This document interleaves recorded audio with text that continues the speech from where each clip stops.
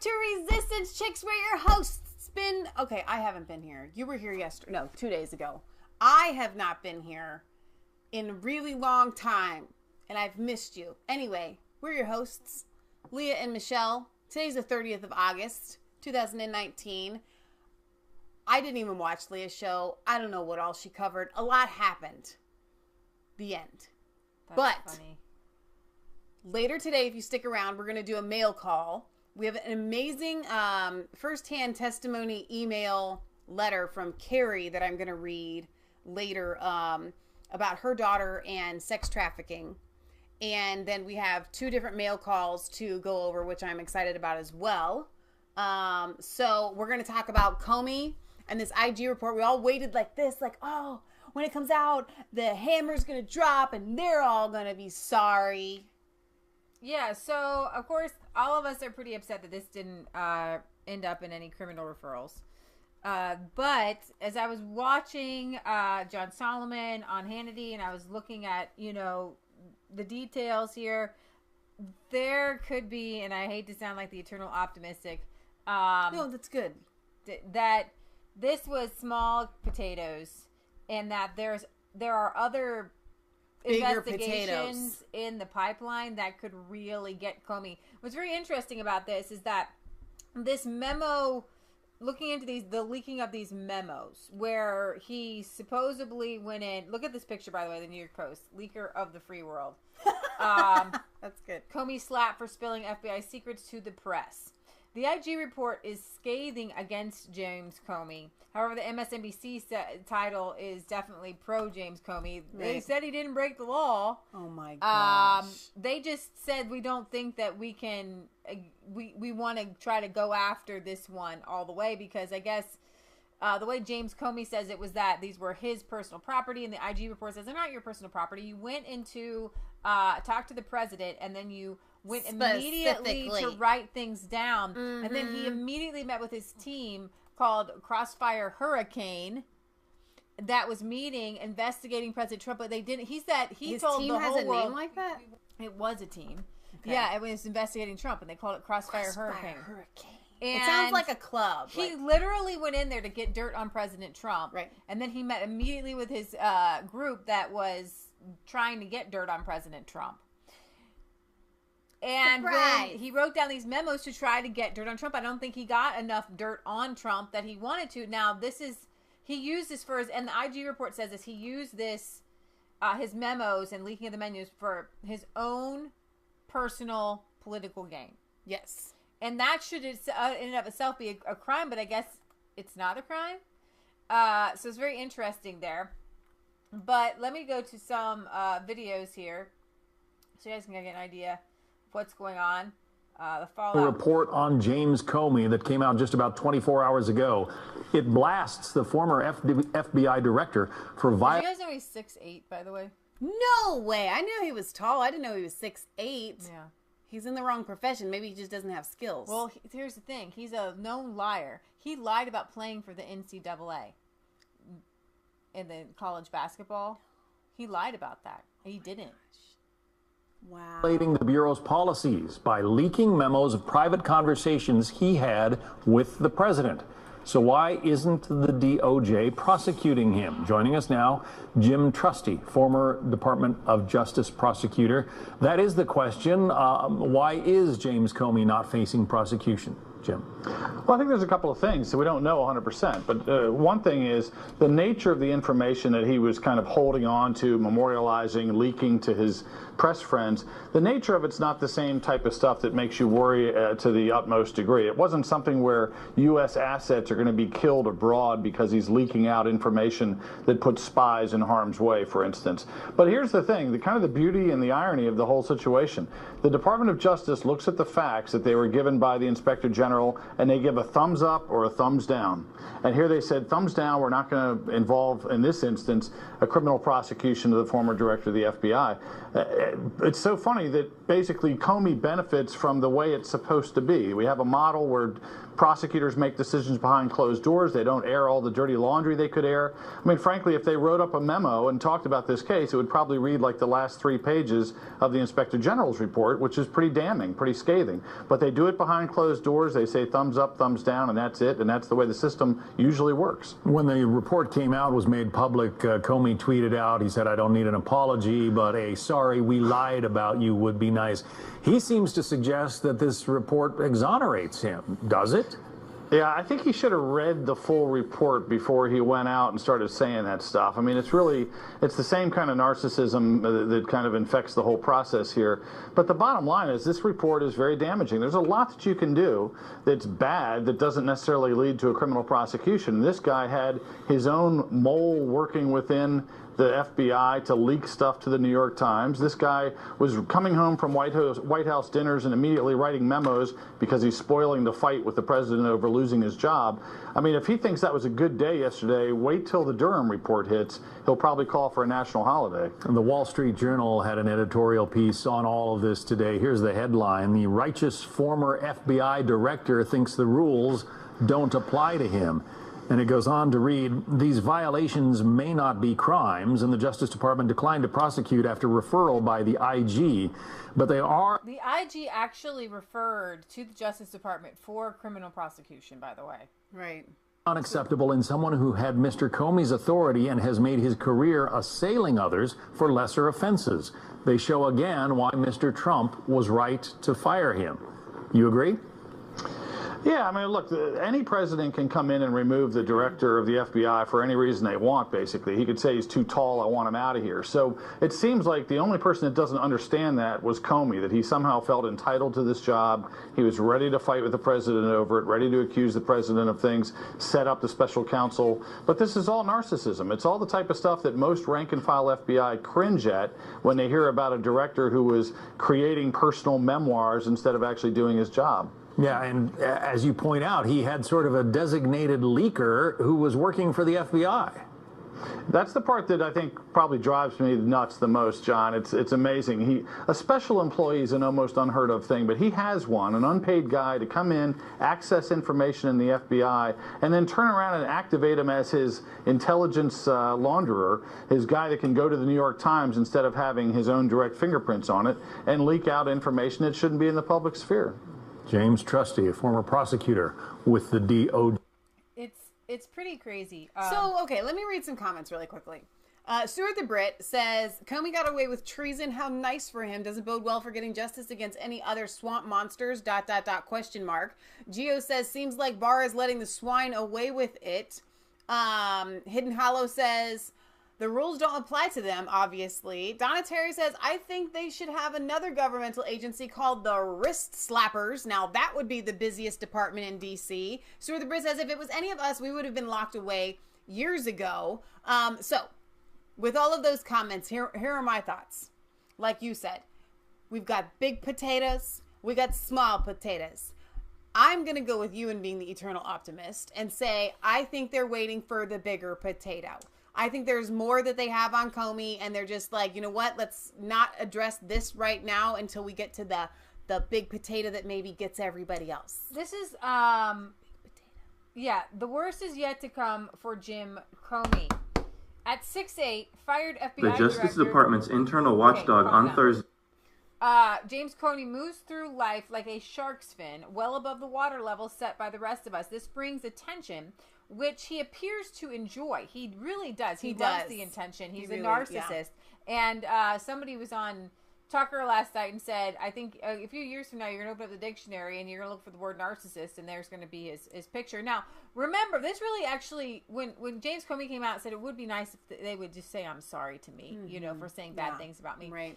That's narcissistic. This is well, in the playbook, but also this is the playbook that you would use against an enemy. So you deny, defend, and then you go on the offense. Yeah. So you can tell everybody who goes on the offense, right? They are truly evil people. Okay, McCabe goes on the offense. He's suing right now for being wrongfully fired. He was caught lying under oath. How about to the Flynn? FBI. And that is it. Bert Hume tweeted out that Papadopoulos and Flynn and Stone were caught up in circumstantial crimes, meaning they didn't actually do anything wrong, but in the process of an investigation where there was no crime, Right. they found out there was no crime. They accidentally misspoke or didn't remember something, and they were and Roger Stone is facing life in prison because he forgot about an email. And James Comey went in to have a coup against the president of the United States. Now, not to lose hope, there are more, and I guess John Durham's out there too, investigating these FISA. And we would never have known any of this if it wasn't for, Jim Jordan and Mark Meadows and Radcliffe and all these different guys who tried tirelessly to explain to us all these really intricate things, Right. like this FISA court, which we never really think about. It's a court that you have to go to if the FBI wants to spy on an American citizen. Right. Okay, and you have to present exculpatory evidence when you get it, and you have to sign off. And here's the key that they hadn't really made a big deal of. Okay. You have to sign that and say that the proof that we're giving to you is we have checked it out and it's legit. Oh, really? It is a legit proof. Okay? Okay. And so with the Russian, Under peril of death. I don't know, with the Russian Steele dossier, none of that was proven. And James Comey, here's how they could get him. James Comey signed his signature on that. Yeah. And under penalty, there is a penalty for going to the court. Right. That's why you have the FISA court. So you can't just randomly. So if you're presenting, the idea of the FISA court is so that you can't just randomly go investigate somebody. So if you make something up to randomly go investigate somebody, Right. then you are held accountable for that. So the Department of Justice Inspector General just fired the first of 3 cruise missiles trained on Mr. Comey with devastating impact. Comey's reaction, feel free to apologize to me. Well, you guys hear that. He's a narcissist. He goes on the offense. It's all about me, right? This is how Hillary Clinton is still walking around. Maybe we should learn a little bit about this, but I'm just kidding. You know what it is? It's his last name. Because you know what it has in it? What? Me. That's true. It's Comey. So his whole life, it's always been about me, me, me. So this IG investigation, it's true, especially when you're that tall. Taller people do get ahead in life. James Comey, as FBI director, created and maintained a separate record system that he kept in a desk drawer. He then also took most of those official records home. If that wasn't reckless enough, he leaked some of those records to the press after he was fired. Now, the IG report did say this sets a terrible example for all the thousands of FBI agents that they can just go on these rogue missions. It is a scathing report. Yeah. If your boss fires you because you did something horrible and awful, but maybe you didn't commit a crime, you're still left in shame and in tatters. Yeah. You know what I mean? To Comey, all of this is justified because some hero has to rise up, he thinks, to stand in the breach. But the IG methodically lists the numerous policies Comey violated. Policies carefully, he deserved to be fired. He violated all these FBI policies that would get you fired, but like I'm saying, you might violate a policy, an FBI policy, that might not be criminally be able to go prosecute somebody. Right. Okay? You know, it reminds me of Nixon, right? Because I was thinking about him because I'm reading this book, Treasonous Cabal, by our friend Barry Jones. You guys should get it, and we're going to talk more about that and hopefully have him on our show. But he's talking about Nixon, and you have to keep in mind, he's the only president to ever step down. Yeah. Right? You have to have done some major bad things to get to the highest office in our nation. Mm-hmm. And then to have to step down, you've had to do some pretty amazing things. So to be the director of the FBI and then be fired, it's not like he was fired just because he wasn't doing a good job. Well, Trump can fire any FBI director. No, I know, but that's not why he was fired. Right. He was fired because he was doing things that were illegal. But Trump didn't know that at the time he fired him. This is Trump we're talking about. Yeah. I think Trump knew. But here's the thing. On that, with Nixon, you can tell he wasn't a narcissist. Yeah. Because he did not go on the offensive. Yeah, he just that he might have been down. a criminal, but not a criminal narcissist. Kind of weird Yeah. that he would. All these guys had done way more wrong than Nixon had and they ever just did. get a slap on the wrist. It's weird. So Comey was no hero. He was nothing more than an executive vigilante. Creating a separate record system in the FBI is a mortal sin, and with good reason. Every new minted agent at Quantico learns this as part of FBI 101. Anytime an FBI agent, to include the director, collects information in an official capacity, that information must be documented, associated with a case file number, and then entered into the FBI's case management system. Comey never did that.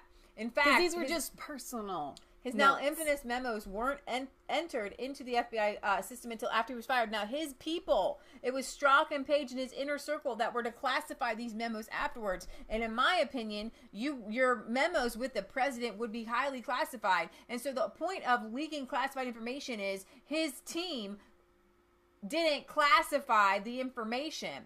Okay, that is the key. If the team and the FBI had classified more of these memos, there was only a tiny little portion that they classified as classified. But it should be classified. He's talking about an investigation into Russian interference into, how would that not be classified? Non-classified information means it can be shared with anybody. Exactly. And that shouldn't be shared with anybody. Right. So they call it highly sensitive. All right, so on YouTube, Stefan says, Comey will get his if he turns state's evidence. If the elites think he will end up like Epstein. Jim West says, it's a political procedure. They are trying to argue in court now, not a law. Judges won't be interested. Having one system of record ensures that all information collected by the FBI is searchable, discoverable, and transparently linked to the authorities that allow the collection. A separate hidden record system gives rise to suspicions and disrupts the economy of trust that the FBI has worked hard to maintain with the American people. Comey is quoted extensively in the IG's report and appears nonchalant in his regard for such rules. He asserts a theory of personal property over the memos he wrote that the IG easily swats aside as shallow absurdity. But his assertion of personal ownership of the memos documenting his encounters with President Trump does give off a whiff of self-interest that a future memoir was his own true motivator. He made a lot of money off of his book. So I have a question. So, like, let's say Comey had met with the president, and then at home he had like a little journal. You know, I'm not trying to trivialize this because John Quincy Adams did the same thing. A lot of our forefathers did. But let's say he had a little journal and he wrote things down in that journal. That would be, I would think, considered more personal property, right? But if you're making memos at the office that other people have seen on your team, that's not really the same thing. A journal would be more like from a personal slant. That's what he's saying. This is personal property. But he was writing the memos in an official capacity. I'm telling you, though, that's the difference. He can't just say this is my personal property. When you are the FBI director and you write a memo and other people in your under you see it, memos that's are not true and right and honest. I'm just saying it's not personal property. Right. I mean, our grandfather worked for a company and invented the zip things for the box top ice cream, and he invented the Papa John pizza warmer thing and the box top for cigarettes. He didn't get any of that because he worked for the daggum company. It's not his personal property. The company got all that. Each of Comey's violations, creating separate records, taking them home, and leaking them to the press are fireable offenses. And if he were still FBI director, that undoubtedly would be his fate. It's almost too bad he can't be fired again for just emphasis. Comey may try to deflect with celebratory comments that he wasn't charged with mishandling classified information, but he remains in a precarious position, and the tread lines aren't good. Next up will be the IG's findings regarding Comey's truthfulness before the FISA court. And here's what I'm talking about with he might not be out of the woods yet. Okay. And whether he attested to false or misleading statements in order to electronically monitor a presidential campaign. That determination may not be as cut and dried as many may think, but it at a minimum will explain why Comey believed he could sign off multiple times on a FISA application based largely on information that he himself described as salacious and unverified. His exposure here is potentially much more devastating than breaking FBI record retention and handling rules. Close behind the IG's second report will be, this is a third. So there's the way Jay Sekulow, Trump's Christian attorney, put it was that this was the pregame show. We're not even at the beginning of the game. We're not even mid-game. We're not end-game. So this was just the pregame show. There are many more to come out. So you've got the FISA explanation that's going to come out, and then you've got John Durham is his findings, whether Comey and his rogue team of investigators violated FBI and departmental guidelines to even start this counterintelligence investigation into a presidential campaign. Okay, they will determine if Comey had adequate justification for even launching this unprecedented investigation. Beyond that, Mr. Durham and his team likely will follow up on emerging indicators that Comey may have colluded with other intelligence community leaders to actually manufacture the justification needed. So, Mr. Durham is looking at whether he worked with other intelligence people, McCabe, Strzok. I don't even know, like, is this on the books? Like, what law? Because we can see that it happened. Like, what law? Did they have to get him by the book? They have to get code section 503, blah, blah, blah, blah, blah. They have to get them all on some sort of law that's on the books, right? Okay, but the law that's on the books would be what he did with classified information. And so I've been sitting here trying to think of a comparison of this classified information because technically it wasn't classified. It wasn't marked classified. Just because something isn't marked classified doesn't mean that it is classified. Like, no one should know this information like you just talked about. So, like, let's say my brain goes to homesteading all the time. Let's say you're out on the range and your cow has a calf and you haven't tagged its ear and you haven't put your brand on it. Right. Is that calf yours? Right. Or does it only belong to you once it's been tagged and branded? Mm-hmm. Okay, no, everybody knows the calf is yours. Everybody knows this information was classified, whether it's had the classified stamp put on it or not. So yes, did he leak classified information? Yes. Did he leak classified information that had been stamped classified? No. And that's where the letter of the law will get you, but the spirit of the law, and that's the whole point of a judge. Do you understand that the judge's job is to go, you know what? There's not actually a law for this specifically, so I'm going to have to take the laws that are on the books and interpret it to see if this applies. Right. Any judge looking at this would say, you leaked classified information. Right, so there were 6 words that he did leak that were supposedly labeled classified, but they didn't go after him for that. In short, James Comey is not out of the woods after the first IG report, which has exposed him as someone who casually and carelessly disregarded established rules and regulations. This is not a stretch to imagine that this disregard carried over into more serious areas of potential abuse of authority. Comey is owed apology from no one. By his own publicity-seeking behaviors since crashing onto the scene in July 2016, he has verified his animus and political biases. Without any further findings, he already has disgraced the noble office. He owes an apology to every FBI employee, past and present, who toiled to win the trust of the American people. Every American citizen. Yeah. Everyone. He owes an apology to everybody. Yeah. You need to say you're sorry. So, and then go to jail. I want to kind of go over this. We're still on the same topic. This from the Washington Examiner. New report details Comey planned to ambush Trump with Moscow sex allegation. The just-released Justice Department Inspector General's report provides new details on the January 2017 plan by then FBI Director James Comey, top bureau officials, and the nation's intelligence chiefs to spring a scandalous allegation on the then President-elect Trump, quickly record his reaction, use a prearranged secure video conference to discuss the information, and fit it all into the FBI's ongoing but unknown to Trump crossfire verification. So, this is officially discovered as a plan that they had. Yeah. And then we look at the Steele dossier and go, ooh. The allegation came from the Steele dossier, the collection of unverified tales about Trump and Russia compiled by former British spy Christopher Steele. The story was that in a Moscow hotel in a room in 2013, Trump had watched as prostitutes performed a kinky act. And we have to go over it again. No, but you have to understand what was in this report that they presented to a court. Okay? Trump's perverted conduct in Moscow included hiring the presidential suite of the Ritz-Carlton Hotel, where he knew President and Mrs. Obama, whom he hated, had stayed on their official trips to Russia, and defiling the bed where they slept by employing a number of prostitutes to perform golden showers, urination in front of him. The hotel was known to be under FSB control with microphones and concealed cameras. So that this has to be the what most childish. James Comey signed on and said, we made sure this was verified. Most of the stuff in the report was like that, and it was unverified. So when like people a circus. say it was salacious, that is minimal. The new Inspector General's report shows that Comey and other top officials placed great credibility in this allegation, which even Steele himself reportedly had grave doubts about. Oh my gosh. On Friday, January 6, 2017, Comey, along with CIA head John Brennan, National Intelligence Chief James Clapper, and then NSA Director Mike Rodgers met with Trump in Trump Tower in New York. Together, they briefed the president-elect on the findings of the intelligence community investigation into Russian efforts to interfere with the 2016 election.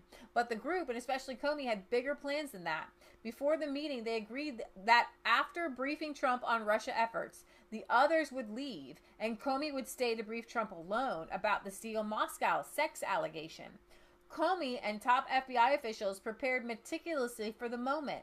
The IG report says Comey had a planning meeting with the FBI Director Andrew McCabe, Chief of Staff James Rybicki, and General Counsel James Baker, and the supervisors of the FBI's investigation into Russian interference in the 2016 presidential election. The IG report says the group agreed that the briefing needed to be one-on-one so that Comey could present the salacious information in the most discreet and least embarrassing way. But however, it was presented. The FBI leaders worried that Trump might perceive the one-on-one briefing as an effort to hold information over him like a Hoover-esque type of plot. That was a reference to the FBI's notorious founding director, J. Edgar Hoover, who relished keeping and embarrassing secrets on top political leaders, which is in the book.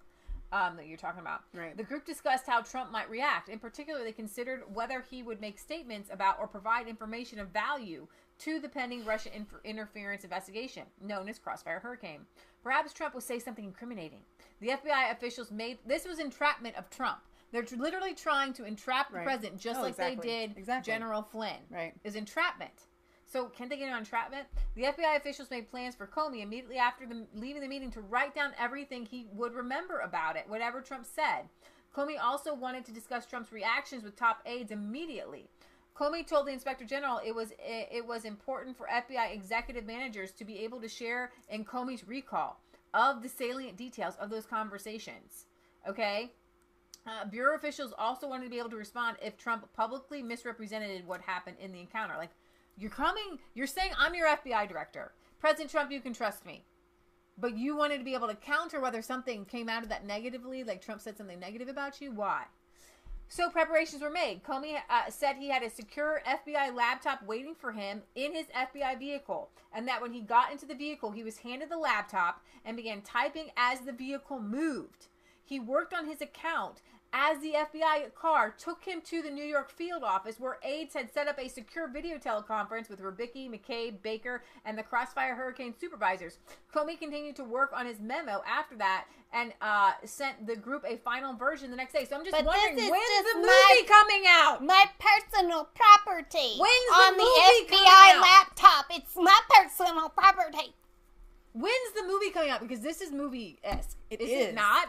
It is. He comes out, he's handed an official laptop, he's in an official car, he's going to a meeting where he's going to talk to these people about this backhanded thing, this investigation, this thing that they're doing to try to get Trump out of office. This is the insurance policy. They're trying to get Trump out from 2017. And everybody out there, and we'll say this again and again on our show, everybody out there who's upset that maybe the wall isn't built or Trump is maybe doing things you don't like, well, guess what? For 2 years, this man has had to fend off. And yeah, he's going to be mean and crude and crass because they are framing him for a coup and treason and they want to take him out. They don't even want him dead. They just want him to be out of the presidency, okay? They want him shamed. Publicly shamed. And if he died, that wouldn't be enough for them because they want him shamed. I kind of feel like if they wanted this to be taken seriously, they should have gotten rid of the PP part. Like, like, okay, let's say he had some hookers or something more believable than the fact that he hates the Obamas so much that he wanted to desecrate the bed that they had slept on with urine. Why in the world With would a that golden even shower? But here's the thing: why in the world would that mean that he is? Why would that be proof that he's? I Russia? was thinking that same thing. I'm like, okay, so he's a sycophant. Yeah. So what? Like, if that was really real, like the most horrible thing. They could. That's what I'm saying. The insanity of them is that they thought like this would be passed off as believable. But the insanity is, what does this have to do with? Where's the criminality? Where's the Russia? So okay, interference he's in the kind election? of weird. He enjoys strange But how things. does Russia have anything to do with this? Like, what? Why would that even supposedly be he was in Russia. Yeah, supposedly he was in Russia, but they were staying in the same hotel the Obama stayed in. So weird. But here's another thing, though. Trump never has shown that kind of weird malice toward the Obamas. But here's the thing. In his book, Higher Loyalty, Truth, Lives, and Leadership, Comey wrote that, and it literally is called the Higher Loyalty because he has no loyalty to America. His higher loyalty is to himself. Yeah. He literally told the president, "We are not investigating you, sir." At the moment Comey said those words, he had the Crossfire Hurricane team ready for a secure video conference on Trump's response to the Steele dossier. And you say, why is Trump, so harsh? Why does he tweet out crazy things? You know why? Because if you don't go on the offense, they will take you down. They will take you down. 3 days later, on Tuesday, January 10th, CNN viewers saw anchor Jake Tapper report this. We have a CNN exclusive for you now. CNN has learned that the nation's top intelligence officials provided information to President-elect Donald Trump and the President Barack Obama last week about claims of Russian efforts to compromise the President-elect. The report went on, and I think that was the blackmail. It was supposed to be blackmail. That was Russia's blackmail they had on Trump. That's what the Russian interference was. Gotcha. The report went on to say that the compromising personal information about Trump came from a British intelligence operative whose past work the U.S. intelligence officials considered to be credible. Of course, in this case, Steele's work was not at all credible, but the fact that the nation's intelligence chiefs considered it so important that Comey would brief the president-elect made it newsworthy. And not long after the CNN report on the briefing, BuzzFeed published the entire thing. On Wednesday, January 11th, the day after the CNN report, Trump, still more than a week away from taking office, called Comey. The president-elect was concerned about the leak. From his perspective, Trump saw a top law enforcement official, Comey, brief him about a salacious and unsupported allegation and then saw it all over the news in the next few days. Trump wanted to know what happened. From the IG report, Comey told the IG that he vividly remembered the conversation during which they discussed a media report that had disclosed the salacious information. Trump's concern was how it was leaked. Comey tried to talk to Trump out of his suspicions. Comey said that, among other things, he remembered telling Trump that the source of the information was not a government document and it's not classified. Comey also remembered telling Trump that to speak of it as a leak doesn't make sense because a lot of people in Washington had the information. And Comey said he told Trump that he had previously warned Trump that it might soon be published by the media. Comey's explanation was disingenuous at best. Leaked information could be terribly damaging whether it was classified or not. And yes, some media figures had the dossier. Steele had been desperately trying to get them to report it for months. But the media did not know that Comey had briefed Trump on the Moscow story. Right. That was the leak that gave the media the go-ahead to report on the existence of the dossier. Right. Okay? It was the leak of the meeting that set off the chain of events surrounding the dossier and the Trump Tower briefing. One last thing. Although Comey made it a point to memorialize his conversation with Trump, he did not write a memo about the January 11th phone call in which he tried to convince the president-elect that a leak was not to blame for the Steele Moscow story. The new IG report is devastating to Comey. His leak of other materials from his memos, sensitive law enforcement material from an ongoing investigation, violated Justice Department and FBI. So I'm going to stop altogether. Okay. Like, when I compare myself and my powers of observation to other people, and I always say, you know what, listen, I'm not like FBI. I'm not CIA, whatever. I'm throwing that out the water. Do you know why? Because obviously his powers of observation, how did he even get to be FBI director, by the way? He's not a law enforcement person. I'm serious. The idea that Trump is going to buy the fact that other people had the information, that's not what tipped the president off. It was the fact that the meeting was leaked. That's kind of a dumb moment. Like, I think I would have thought that through better. And I'm not FBI director. Maybe I should be.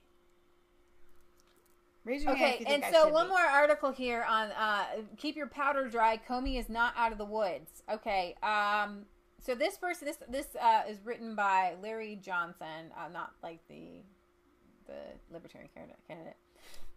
He says, Gary Johnson. Okay. My only previous experience with Bill Barr was the role he played in making sure that 2 guys who planted the bomb on Pan Am 103 were prosecuted.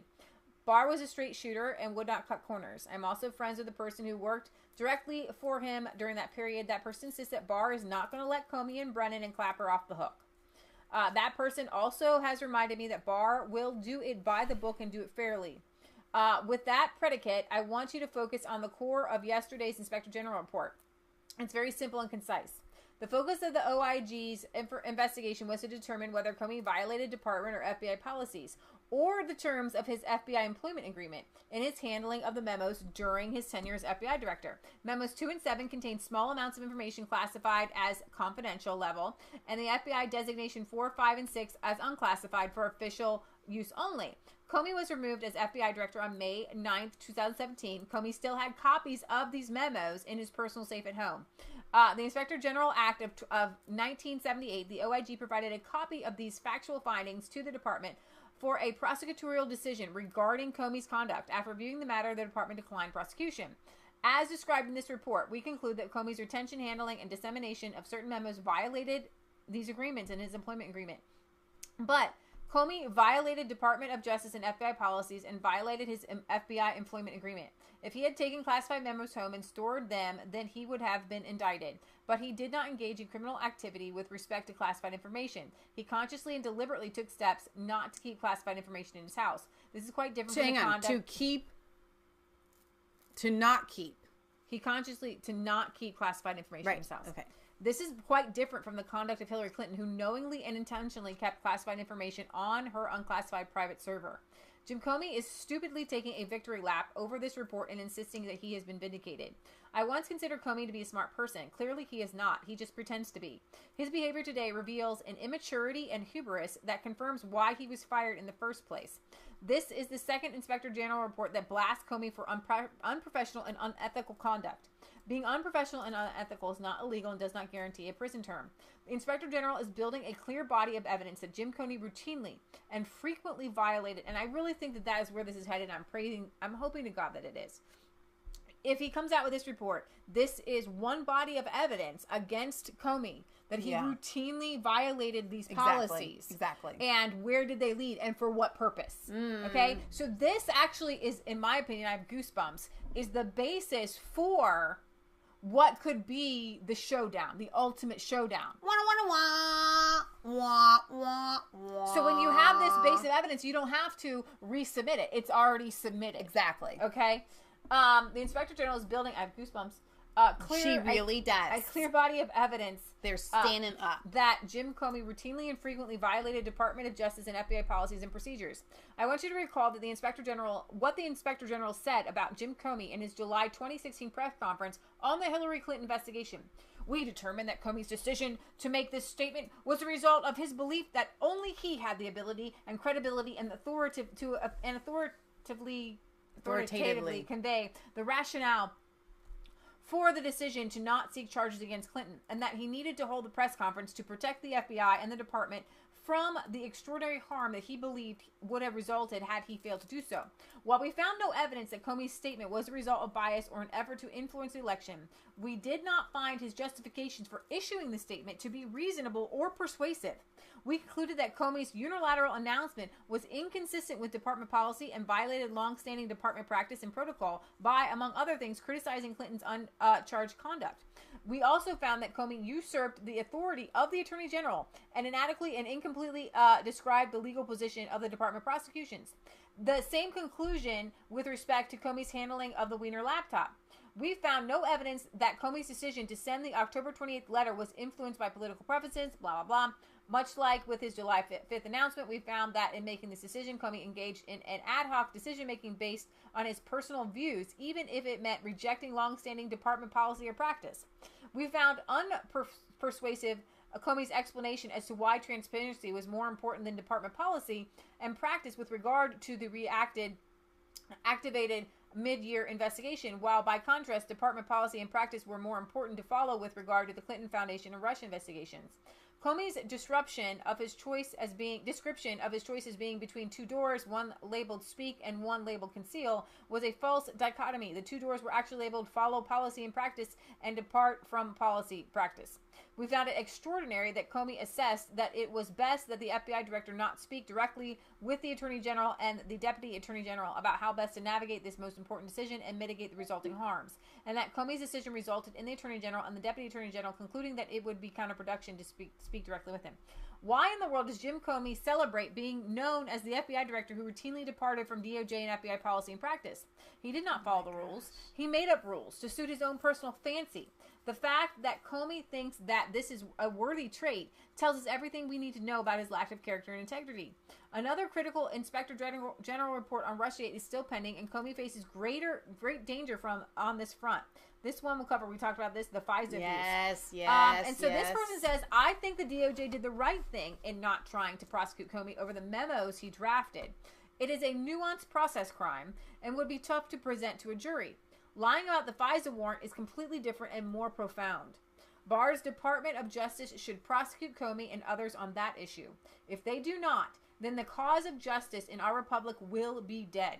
It is simple. Justice is not supposed to be blind in terms of not having a preconceived conclusion about guilt or innocence. This also means that your status in wealth should not provide you protection against being held accountable for illegal acts. The jury reigns out with respect to what Attorney General Barr will do. This person says I give him the benefit of the doubt.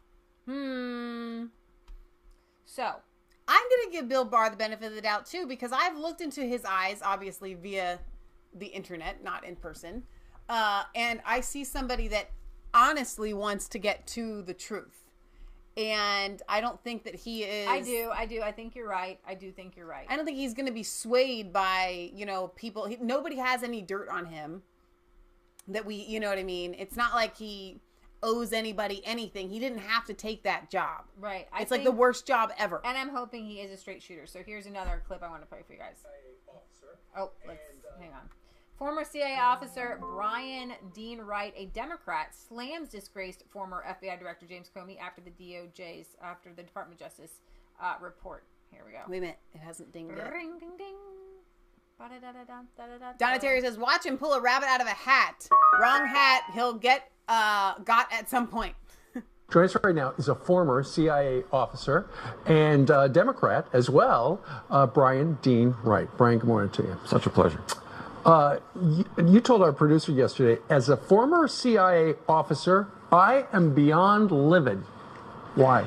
How can you not be? For two reasons. One, in 2016, we had effectively a coup, did we not? We had an individual that the IG report has now said, an FBI director, leaked information to force a public action, that is the appointment of a special counsel, not because the facts demanded it, but because he in his own partisan drive desired it.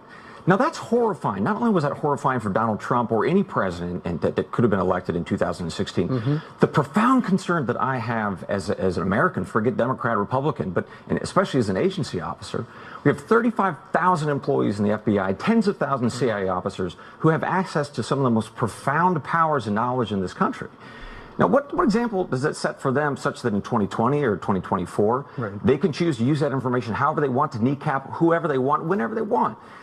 We are at this precipice, we're at this cliff's edge of something very, very horrific happening that we're not going to be able to pull back from unless we are incredibly careful and we take Comey and Brennan and the rest of these characters to task.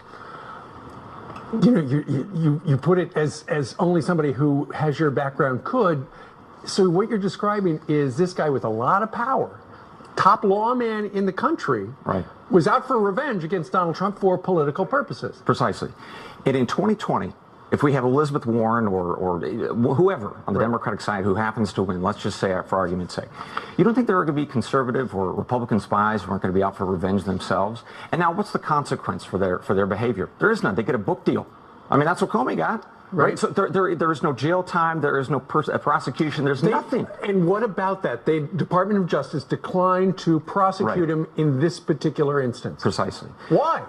I would love to talk to A.G. Barr and understand why, because it makes no sense. But don't you think that if somebody could figure a way to do it, it would be Bill Barr? Look, he is a man of total integrity, so I understand that they made a call. I appreciate that. But what I fear for my country, forget parties, for my country, is a precedent where somebody can break the law and kneecap a duly elected president and face absolutely no consequences for it. Well, what are the consequences? He got a book deal. He's doing fantastic for himself. So there are no consequences for my fellow brethren in the intelligence community. My God, what is to prevent that from happening again today? Nothing. So, nothing. Brian Dean, what do you think the public perception then is of people looking in at these three-letter agencies like the FBI or the CIA? I think what you're going to hear, what you have heard in the past couple of years, is a call to disband. Too much power? Yeah, exactly. And I understand why someone might make that argument after they see people like the Comeys and the Brennans and the McCabe's and the Strokes and all the Page and all the rest of that disaster. It makes sense that people would say, these people have too much power, and even when they're caught, we can't toss them out. So we need to minimize or disband the entire organizations or agency, and that's dangerous for the country. Brian, you don't sound like any Democrat I've seen on TV in the last 24 hours. Horrifying, isn't it? This should unite all of us in the sense that we know that there's a threat, and we should be tackling it together, but we're not. And it's because the enemy, my enemy, is my friend. And that fundamentally is what the Democratic Party is engaged in right now. And they are doing a deal with the devil that is going to backfire on them in 2020 and 2024 if, in fact, a Democrat gets elected, because I guarantee you there will be revenge. Conservatives or Republican spies and law enforcement officials will be hell-bent on revenge. And, of course, Donald Trump, this gives him ammunition. He can say, look, I told you there was trouble at the top of the FBI. Exhibit A, ladies and gentlemen. Amen. All right. Brian Dean, right? I have to disagree with this guy on one point, and that is and this is not because, listen, I'm a libertarian. This is not.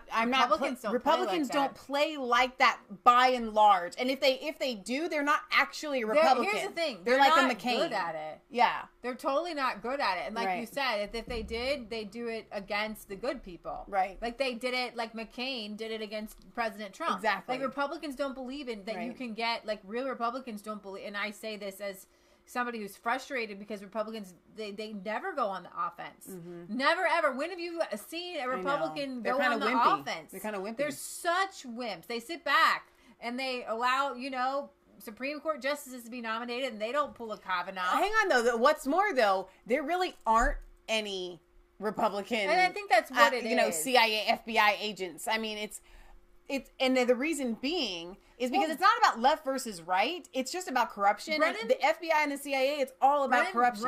Ran the CIA, and he was asked, "Did you ever vote for a communist?" And he said, "Yes, I voted communist." Like, how do you end up as the top brass CIA?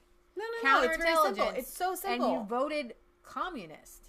Counterintelligence. And guess who else did? All of them are deep. They all are all corrupt. They all play the game of wanting singular power, right? They're all part of the globalist agenda. I know how Comey got into that place. At one time, you had all communists in leadership because James Comey literally laughed and said when he was in college, he was a communist. So how is it that these, you know what I mean? Like they're getting put into power, which leads me to somebody had shared with me on Twitter an interview, and I've only seen part of it, so I'd like to watch the rest of it, but I have to watch it with the subtitles, with an ex-Chinese billionaire. And let me see. Well, I think the reason being is because when you become an FBI agent or a CIA agent or whatever, you have to owe allegiance to that agency. Mm-hmm. Okay, so you become part of this pyramid. Okay, where you look. And it's all about the agency, and it's all about you become secondary. You owe your whole life to the agency. Okay, it's not like being a regular old government official. Okay, there's something brotherhood-ish. It's like a gang. It's like the mafia. It's like the mob. Right. That's what the FBI and the CIA, that's how they operate. They operate with that mafia mob mentality or that gang mentality. And so in order to be like that, you have to be more socialist, communist minded in order to align with that. Because the rest of us, whether you're Republican or conservative or libertarian, it's all about independence. about self-governing, about sole proprietary. That's why.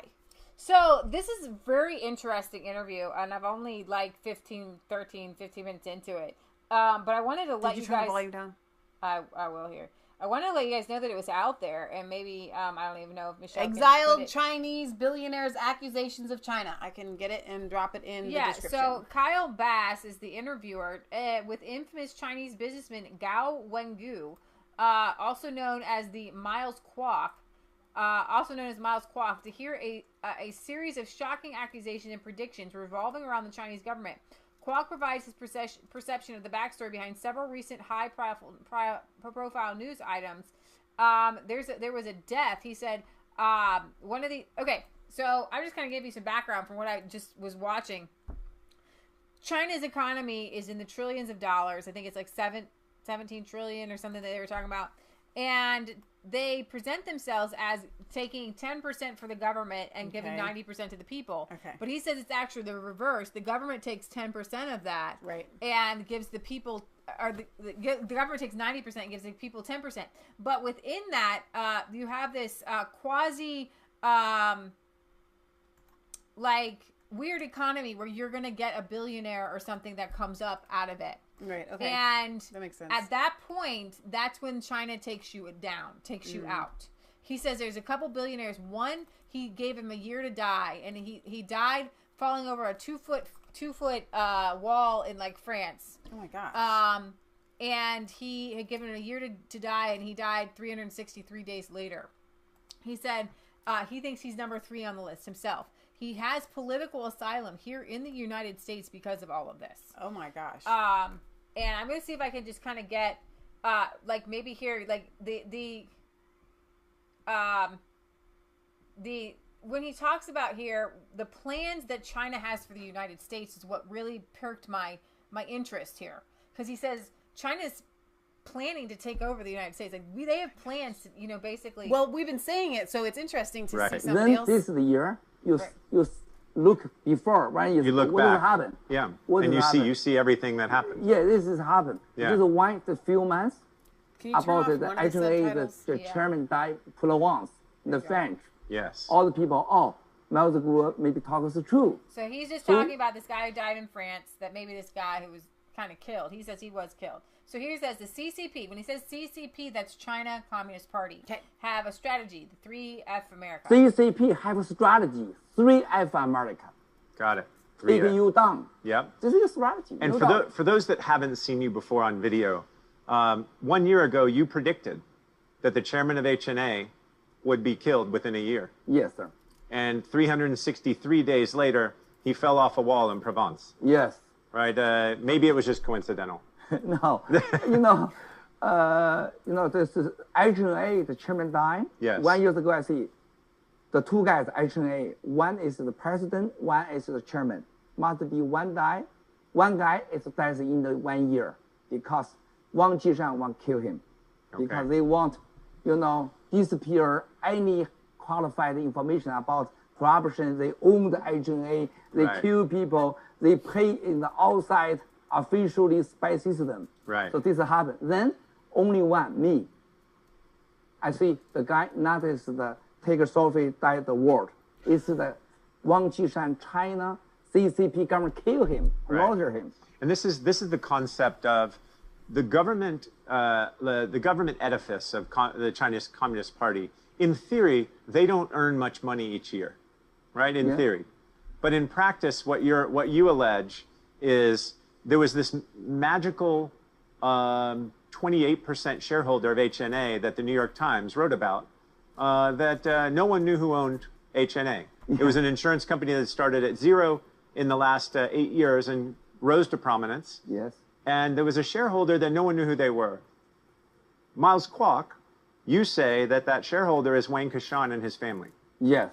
And originally, I think people thought that was crazy and that you were bombastic. And now, as things are happening, as you predicted, people are starting to believe more in you. Yeah. You and I have had the opportunity to spend many hours together. Yeah. And I believe many of the things that you say because everything is connected. whether it's Miles Kwok talking about the chairman of HNA or Wang Qishan or Fan Bingbing or what's going to happen to Jack Ma, which we'll still talk about a little later. Those things are all related to how the CCP enriches itself. So I know that was a lot and a lot of different names, but he's talking about how the Chinese Communist Party enriches itself. Okay, now he's going to give you a little more. So what you're alleging is that there's a lot of corruption at the top. That's correct. Yeah, definitely correct. And so what do you think the Chinese leadership is worth today? How wealthy do you think they are personally? Oh, this is very easy. You know, China's every year GDP more than $10 trillion. Right, it's about 12 and a half. Yeah. 12 and a half. The money go to where now? You check the last 10 years. Where does the money go? Yeah. It goes, well, to the printing press. Yeah, today I with Stephen Bannon, I talk usually about one question. Yes. Why China printed too much currency? China no inflation too up. Yes. Why? Very easy. To keep the order. Order yes. and American operated all the country the cost by GDP. 90% give the people. Yes. Chinese operated the country, 10% give the people. You check, American all the social health care, how much? More than 20 trillion. Yeah. China how much? $500 billion. Maybe of lower. All the housing. All the housing. Yeah. Why? China everything operates very low cost. They take the money to the outside. So you're saying it's the same thing as a government kleptocracy in Africa. Yeah, definitely. Right. Corruption in the in the outside Yes. and your country. Yes. But this is very dangerous. Very one dangerous. day they use this threaten you. Now, this is happening. Right. This is why you look at American any entrepreneur, any investment China's company, now they get threatened. In a bigger picture, there's this concept that a nation state like China, and China has said globally that their economic system is superior to that of Western capitalism. Yes. And when you peel back the onion, you see that there is no larger income and wealth dispersion than there is in China, because the elites are the kleptocrats and the people have very little. Yeah. And those that actually rise through the ranks of this hybrid system end up going to jail or falling off a wall in Provence. That's right? what I wanted to get That's to. a very important distinction to draw when you look at the economy of the CCP versus the economy of Western capitalism. Yeah. Right? 100% correct. So I'd love to ask you. So I'm going to actually watch the rest of that because he's really interesting, and he kind of blows the whistle on everything that China is doing right now. And what really gets to me is that I'm just really confused that the whole Russia, like Russia's doing nothing in this world. Like Russia doesn't have the giant economy. Russia is not influencing our colleges. Russia's not influencing Hollywood. Exactly. Russia isn't buying up. Well, and it's interesting though, because when you listen to the Democrat debates, literally, though, some China of them is did at war list with us. China. Yeah. What is the biggest geopolitical threat? Some of them actually did admit China. To think that communism doesn't evolve to like you would adapt to survive. Yeah. Like what? Communism has just died out. China's realized they can't take over the world. That maybe they just kind of have to westernize, and China's not a threat anymore. Christianity, you can read the Bible and it stays the same. Yeah. But the idea of communism is that it is fluid. Yeah. It's whatever you need to do to get ahead.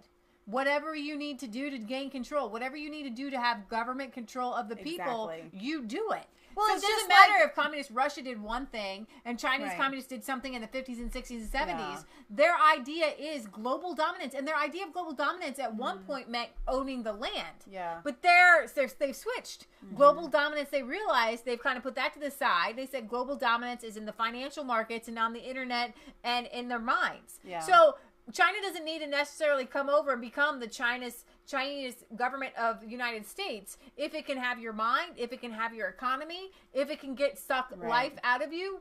They're fine with that. Right. And they've just gone, they've changed their tactics from what we know as communism, which is go in and invade with military. Right.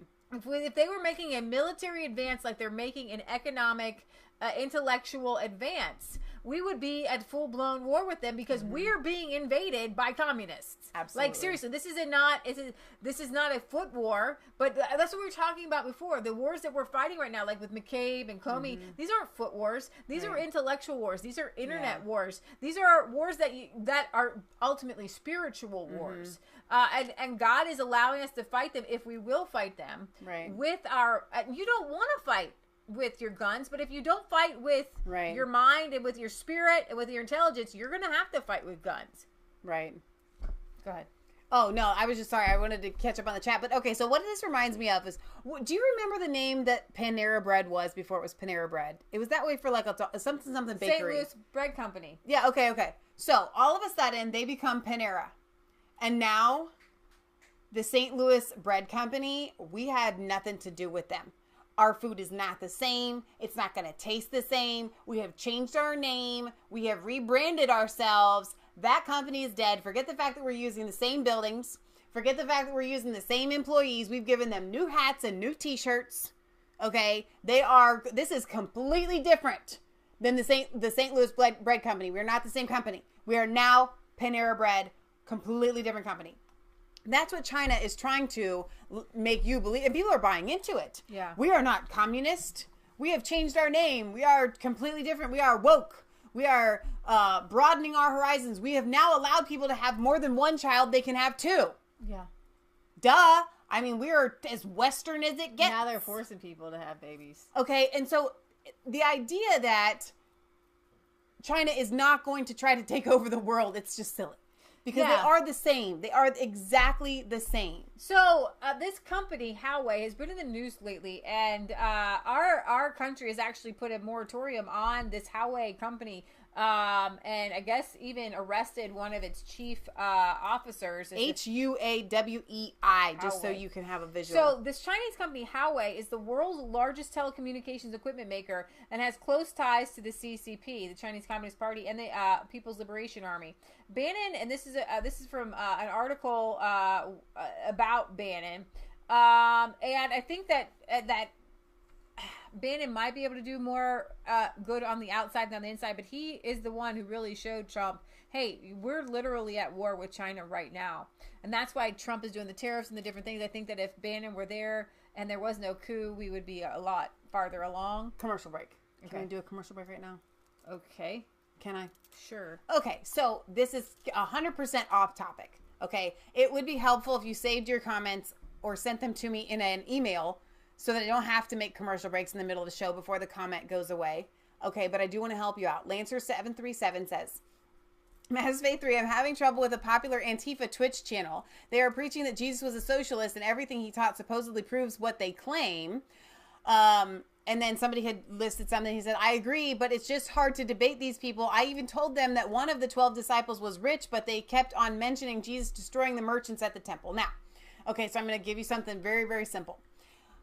It is Christian principle and policy to give unto our neighbor, to take what we have and to share it with people that are less fortunate. To give everything. To give everything. People. Sell all that you have and give it to the poor. That is a godly principle. But to say that Jesus was a socialist doesn't make any sense because Jesus never said, take what everyone else has and give to the poor. Never. And that's the difference. Socialism says, we're going to take what everybody else has and give it to the poor. Whereas Christianity says, from the goodness of my heart, because I love God, I want to give what I have and give it to those that are less fortunate. Paul said, "You guys need to help your brothers and sisters in Jerusalem. They're undergoing a lot of strife right now, and I thank you that you are giving to them." Right. But he says, "I want you to give of your own free will, not grudgingly, or of necessity, but I want you to give."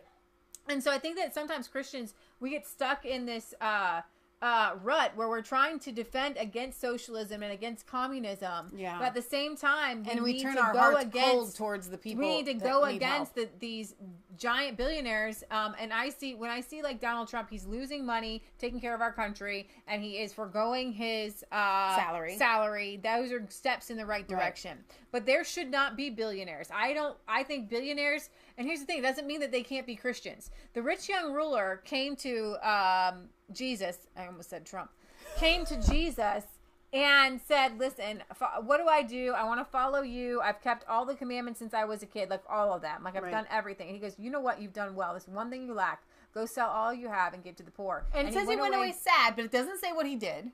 It just says he went away sad. Because he was really rich. Right. It doesn't say he did or didn't do it. It hurt him. It didn't say that, like, it didn't say, Jesus even said, you know, it's hard for rich people to get into the kingdom of heaven, but they can go to the kingdom of heaven. But they have to let go of holding on to that wealth. And so when you're arguing with Antifa or anybody, you have to say, you know what? Giving is a Christian principle, and it starts at home, and it starts with you and me. But stealing and taking from other people is not Jesus a Christian wasn't principle. Robin Hood. Right. Okay, so now to address very quickly, and then we're going to get back to Steve Bannon here, the turning over of the money tables in the temple. That has nothing to do with money. It has everything to do with the fact that the house of God was supposed to be holy, and they were using it to make money. Well, not only that, they turned it into, that you said, took my house, you're making to a den of thieves, and you needed to come with an offering, right? And so when they were doing the exchange for money for these animals or whatever they had to make an offering with, these animals, they weren't clean, they weren't pure, they were tricking people, and they were literally making money off of making offerings for Jesus. And God's like, Jesus is like, stop it. Exactly. You can't make money off of giving offerings to me. And actually, that is what socialism would do. Because in socialism, only 30% in America's 30% of money that is collected for social programs actually goes to the people. Out. It's 70% overhead. And when you're a Christian and you give to the single mom, she gets 100%. So I would tell every person here, give more. Open your heart. Allow the Holy Spirit to lead you to give to the hurting, to the broken. If you single moms, the widows and the fatherless, take care of other people's kids. Buy people. You see a single mom, you know what? Take a Christmas and you say, kids, this is your Christmas. You go. We're going to take this family. They got a 5-year-old, a 10-year-old, and 11-year-old. We're not doing Christmas presents. You're going to go buy and spend the money that we would spend on your Christmas presents, and we're going to buy them, and we're going to wrap them, and we're going to put them on their front porch. Right. That is what a Christian would do in Goosebumps. That's why they make Christmas movies. Right. Because Christmas inspires this giving. But no one is inspired by socialism or communism or by government programs. So to explain this, does anybody have the right to come and tell you that you have to shovel your neighbor's driveway when it snows? Do you think it would be plausible for a law to tell you that you have to do physical labor for someone else? Like your neighbor. Let's say the government made a law that if you live next to an elderly person, if you did not shovel their driveway, you would go to jail. Exactly. Because that's what they're doing. And because money, and that's why Patriot Gallery is always talking about gold and silver. These are tangible goods. This is an actual thing. It's an item, okay? Whereas socialism doesn't exist paper dollars, I don't know where my Venezuelan dollars, here they are. This fake paper dollar, this is from Venezuela, it's worth nothing. When your physical labor gets transferred into something like this, that has the government stamp and seal on it, then the government can say, Jesus said, render to Caesar what is Caesar's. They can say, you know what, we're going to take this. But this actually represents your physical labor. That's really good. That's really good. So we give, let's say the average person in our neighborhood spends about $4,000 of their property taxes to schools. Right. So if you divide that, let's say $25, $30 an hour randomly, you're looking at hundreds of hours. And what if they said, you've got to work a month and you got to go to a public school and you got to teach for a month, right? What if they did that? What if they said, or you got to work for even 2 weeks? What if they said that you have to, or we'll put you in jail if you have to work 1 day? Right. So when we're talking about socialism versus the principles of Jesus never said God doesn't make anybody do anything. Right. God never tells you have to do this or die the death or whatever. The only thing we have to do is accept Jesus Christ, our Lord and Savior. Right. Okay. And so socialism is you have to, or you'll go to jail, or you'll get a fine, or so on and so forth. Whereas Jesus just says, you need to do this out of the kindness of your heart. And at the end of the day, what you do or don't do is going to be assessed at the judgment seat. Right. So let me move on to this because we haven't talked about this enough, mostly because I'm terrified of it and there's nothing I can do about it. Okay. And it is this 5G technology, which is radiating people, causing cancer. It is incredibly dangerous, and Trump wants it, and it's already in the White House, and I find it, you know what, my internet's fast enough. I don't need 5G. Like, I seriously can bring up any page, any video I want, and I don't want it faster. I don't need it to be faster. Well, we're not sitting here going...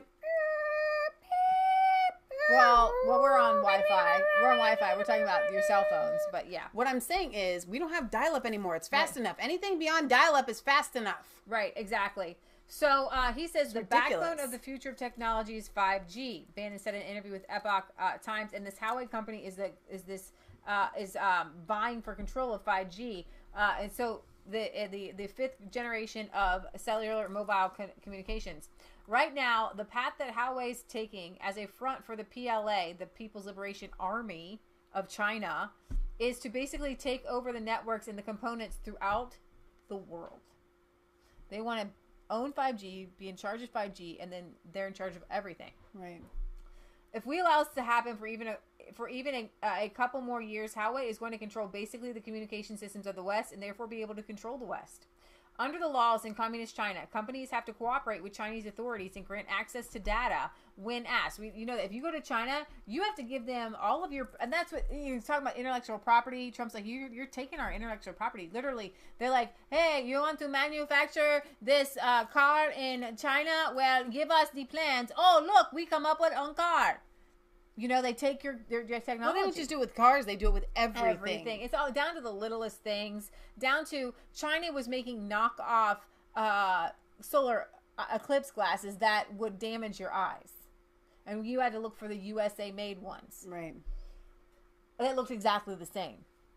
Have highlighted the fact that Huawei equipment could be used by Beijing to engage in espionage or disrupt communication networks. You know they'd be listening in to everything. Huawei has a high-tech methodology to basically have domination over the world. It now operates in more than 170 countries across the globe and serves more than 30 billion people. The threat of Huawei is spotlighted in a new film, Claws of the Red Dragon, which was executive produced by Steve Bannon. The plot of the film, which hopefully we'll watch here, the plot of the film was largely inspired by the 2018 arrest of the chief financial officer of Huawei, Meng Wanzhou, who is also the daughter of Huawei's founder. In the indictments, U.S. prosecutors charged Huawei with stealing trade secrets from T-Mobile, violating sanctions against Iran. The film calls attention to the intimate relationship between telecom giant Huawei and the Communist China Party, and highlights the regime's hegemonic ambitions. People will be shocked when they see it, Bannon said of this 54-minute film, which will be released in September. So it's not out yet. Huawei, Bannon said, isn't a fine corporate citizen, as they would have people believe. Instead, it's a branch of the People's Liberation Army. It's an intelligence branch. Bannon, a former executive chairman of Breitbart, he's been covering this for a while. In the film, Bannon said will cause a lot of controversy. It's going to cause a lot of conversation. That's what we want. The indictments of Meng and Huawei speak of decades-long abuses. So why did both the Bush-era trailer and the Obama administration kind of look the other way while investigators? It's called. Let's see. The movie's called Claws of the Red Dragon. Let's see. Why do people look the other way while investigators at the Department of Justice and other places were pursuing this? Every administration, every president of both political parties, he said, has folded when it came to the spotlight with the Chinese and allowed the Chinese Communist regime to freely renege on its promises. In Bannon's view, the crux of the problem was the marriage of corporate America with the CCP. Here's the analogy I make. Wall Street is the investor relations department for the Chinese Communist Party because they're the ones that raise capital for them. The corporations are the lobbyists. The tragedy and the crime, in Bannon's view, are the corporate elites who have knowingly chosen to look the other way in the face of egregious human rights abuses in China. They know all of it, and they don't care. You know, if you went over there and you're like, oh, they totally are harvesting organs. Like, okay. Or, no. Harvesting organs isn't a big deal. It's the way that they do it. They keep prisoners alive that are on death row just so they can kill them at the perfect time to harvest their organs. Well, it's not, and then there's a social credit score, and then they, one child and now two child policy, and they have no moral authority. They have totally bought into a system that's completely corrupt, and they know all about it. Yet they mock Donald Trump and say, "Ooh, he's a barbarian. He's a wild man. He's a disruptor of the system." In the end, Bannon said the blood and the guilt is in their hands because they sought to profit from a close relationship with a Chinese ruling regime. And it's the working men and women in the middle class of this country who have paid the price. And that's why Donald Trump won, because the jobs, and I'm not a big job person. I want you to own your own business. I want you to be an entrepreneur, but we can't do that. So we get back to gold and silver to make it right. And so if you're going to, there's different levels, and the worst level is to say, I don't even have a job because my job is over in China. That's the ultimate of the worst, right? Let's get everything back here, and then maybe we can have more entrepreneurs. We can get back to the gold standards, so the value of your work is actually worth something. Wall Street and the corporate elites are going to be held accountable by history for what went on in this time and place and what went on in China. And they knew about it and looked the other way. Donald Trump, the central reason he's president is this. He said we have to return to America to her former greatness. We have to make America great again. And the way we're going to do that is we're going to confront the CCP. Wall Street has shipped those jobs over there, and I'm going to bring them back. In Bannon's view, Trump is the first president to take a strong stance against the Chinese Communist regime. On August 23rd, Trump raised existing tariffs even higher and ordered U.S. companies to exit China. Did you guys? I think I told you guys that we talked about that. Trump orders people, you leave China now. Come on, guys. That was a pep talk. There's obviously no government force behind it, but he does actually have government force to make that happen. Right, but he's not using it right now. Right. After Beijing announced retaliatory tariffs on $75 billion of U.S. goods, it's a really hard time right now for U.S. farmers, and I'm not particularly soft-hearted, although they do vote, Republican or conservative. The farms have gotten to be corporate, and they're just soybeans and corn, and soybeans and corn, and we have this system, and it's soybeans and corn, and China buys it, and we sell it, and we just what we do, and you know what? That's not even the right system to even be protecting. Right. It's all monoculture. Right. He does have emergency powers. So he can make things happen. Let's see. Many people don't have a clear understanding of the ruling Chinese regime. Advocates of free trade, in Bannon's view, are well-intentioned, but they often have this kind of soft, gauzy notion that they read in Adam Smith and about free trade, not understanding that you have a gangster organization that runs a totalitarian mercantilist state. It's not actually free capitalism. It's certainly not for them in China. Right. For decades, Americans were made to believe a lie, namely that once China entered the World Trade Organization, received most favored nation status, became wealthier, and started to develop a middle class, then China would gradually be more democratic. That's not happening. We've seen the exact opposite. In the past 20 years, the Chinese Communist Party has gotten more radical. Why is that? Because they have a totalitarian system where the elite essentially skims the money off the top. You go to Belgravia, you go to the West End of London, a lot of that is Chinese money, and not from Chinese people, but from hardworking old 100 names that breaks his back every day in a factory for $1 a day. That's from the elites and the CCP that have skimmed the money off the top of the slave labor in China, money laundered it through banks and investment banks, and bought real estate and hard assets in the West. The CCP is the Frankenstein monster created by the elites in the West. The capital provided by the elites in the West, and technology that's provided by the elites in the West.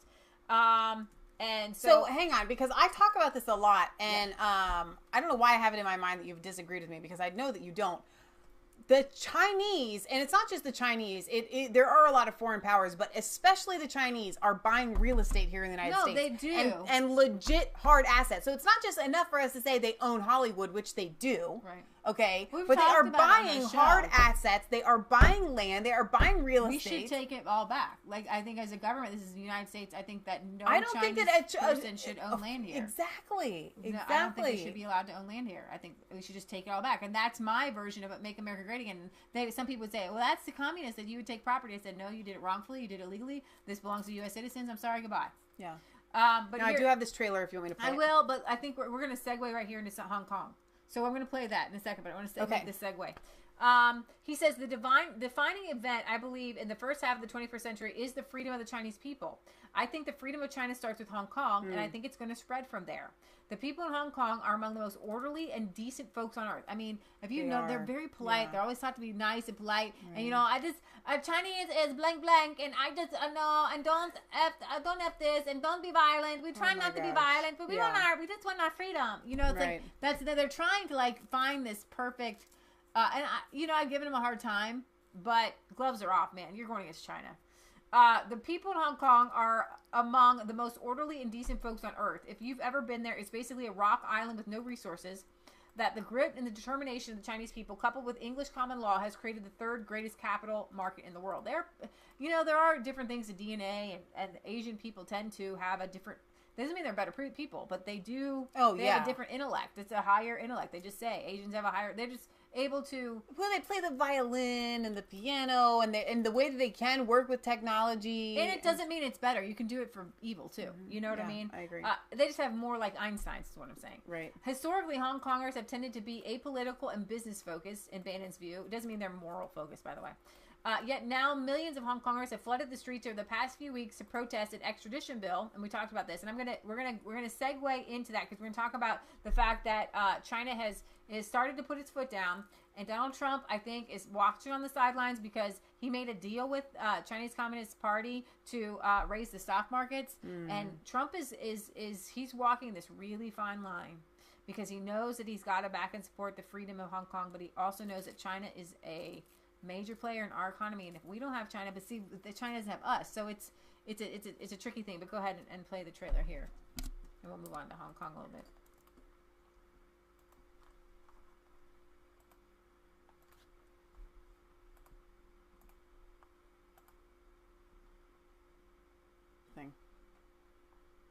Are claiming is a lie. We are in an uncomfortable position because we have an extradition treaty with the Americans. 我这里有几个可以诬告他们在中国实施间谍活动的加拿大人的名单。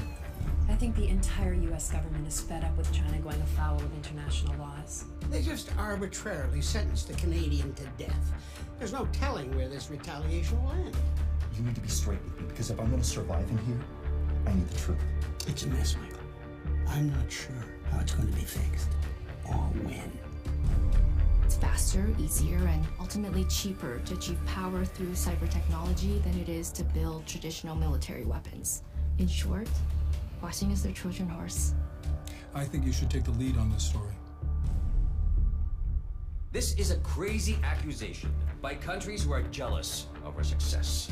Your Honor, Ms. Feng is an extremely wealthy woman. The Crown is asking that her bail be denied. Ms. Feng, can I ask you a few questions? Ms. Feng. Those are some key talking points and a list of possible Canadian journalists or spin doctors who also have useful political connections. I'm told that Jamie is a girlfriend. We've been together for a while. With editors allow that truth to be published, the legal system operates without interference. Full stop. Jane, these are serious people, and they know everything about you and your family. Hello? 什么？什么时候？为什么？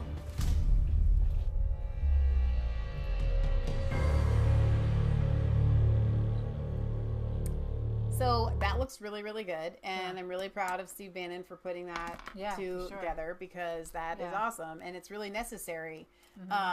You know, when they talk about the Cold War, again, I'm going to be completely honest, and I don't mind.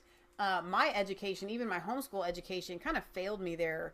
And the reason why they called it the Cold War is because it wasn't a war that could be tangibly fought.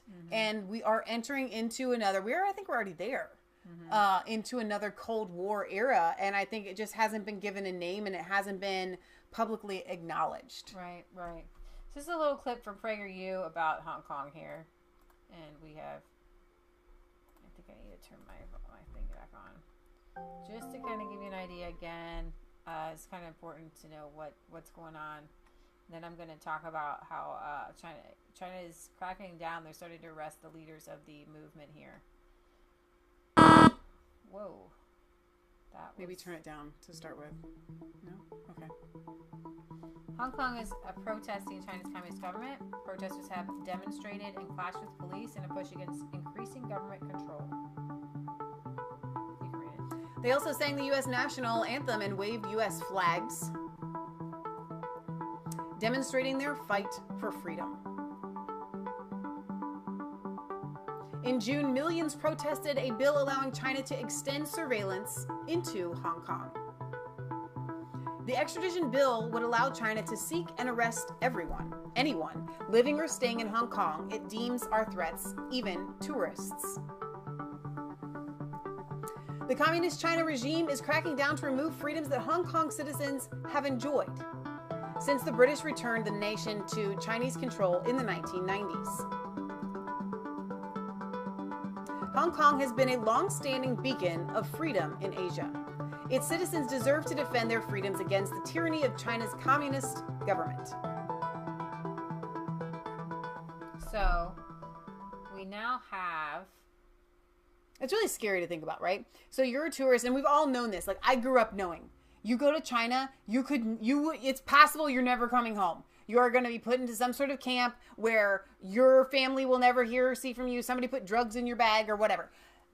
What they want to be able to do is anybody that they see as a threat, even if you're a tourist in Hong Kong, they already do it in China. Right, they do. But now they want to be able to do it in Hong Kong, and the Hong Kongese people are like, no. Okay, so Saturday's planned protest in Hong Kong has been canceled after the arrest of these 3 of Hong Kong's pro-democracy protest leaders Friday. Joshua Wong, Andy Chan, and Agnes Chow. They are very, very young to be giving their lives to their country. CNBC's Eunice Yoon notes that the arrests are being described on Chinese media as a crackdown on the activists who create chaos in Hong Kong.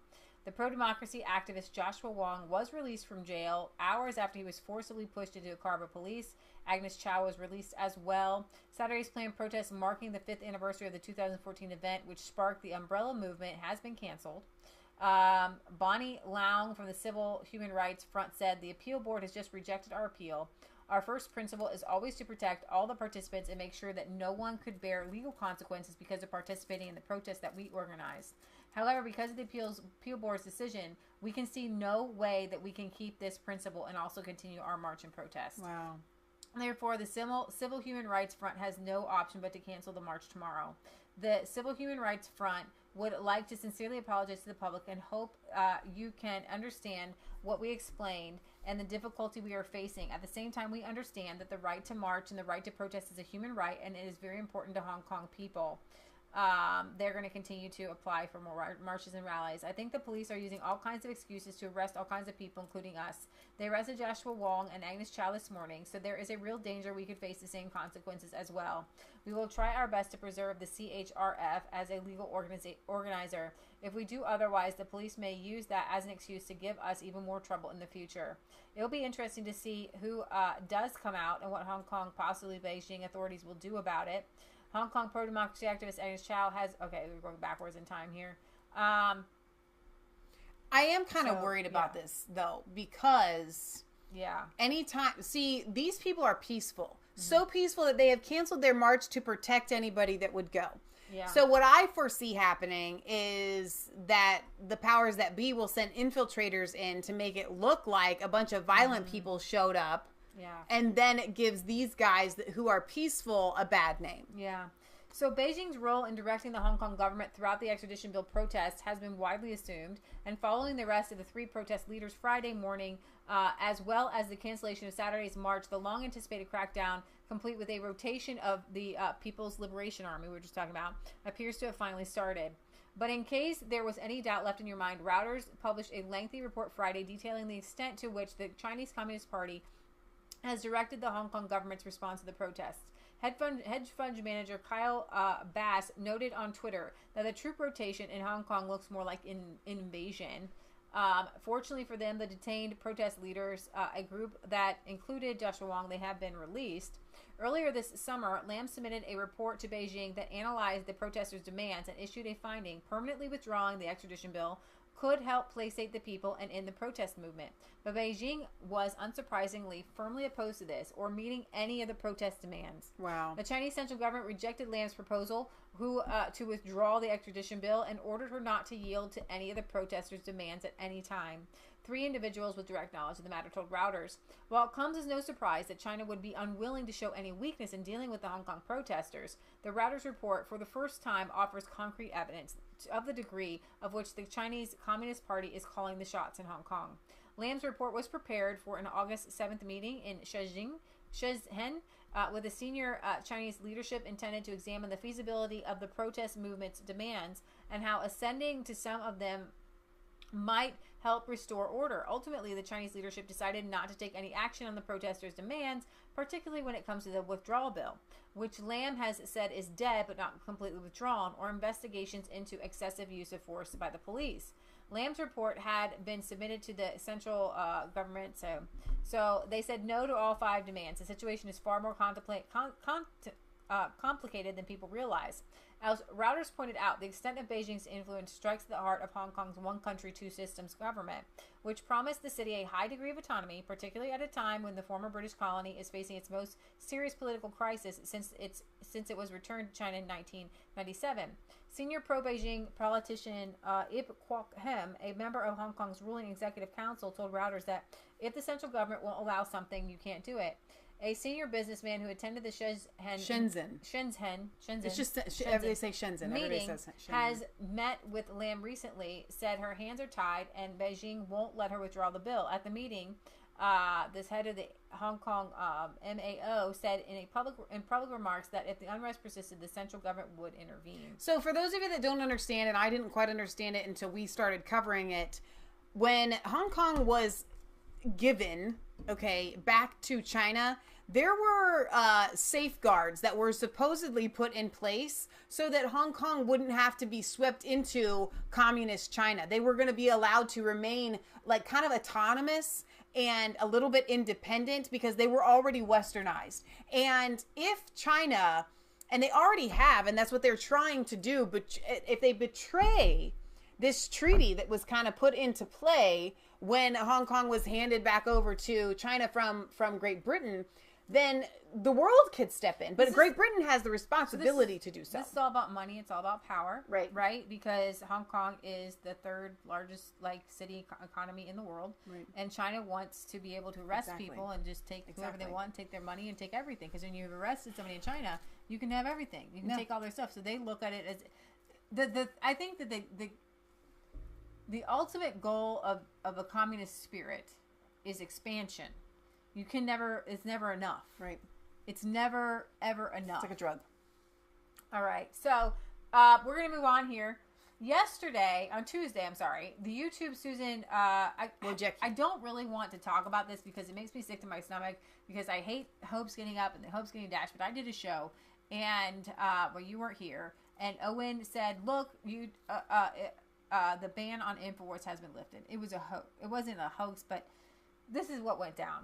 Susan Wojcicki announced that the platform would invite offensive content back onto the site, writing in an open letter to YouTube creators. Without an open system, diverse and authentic voices have trouble breaking through.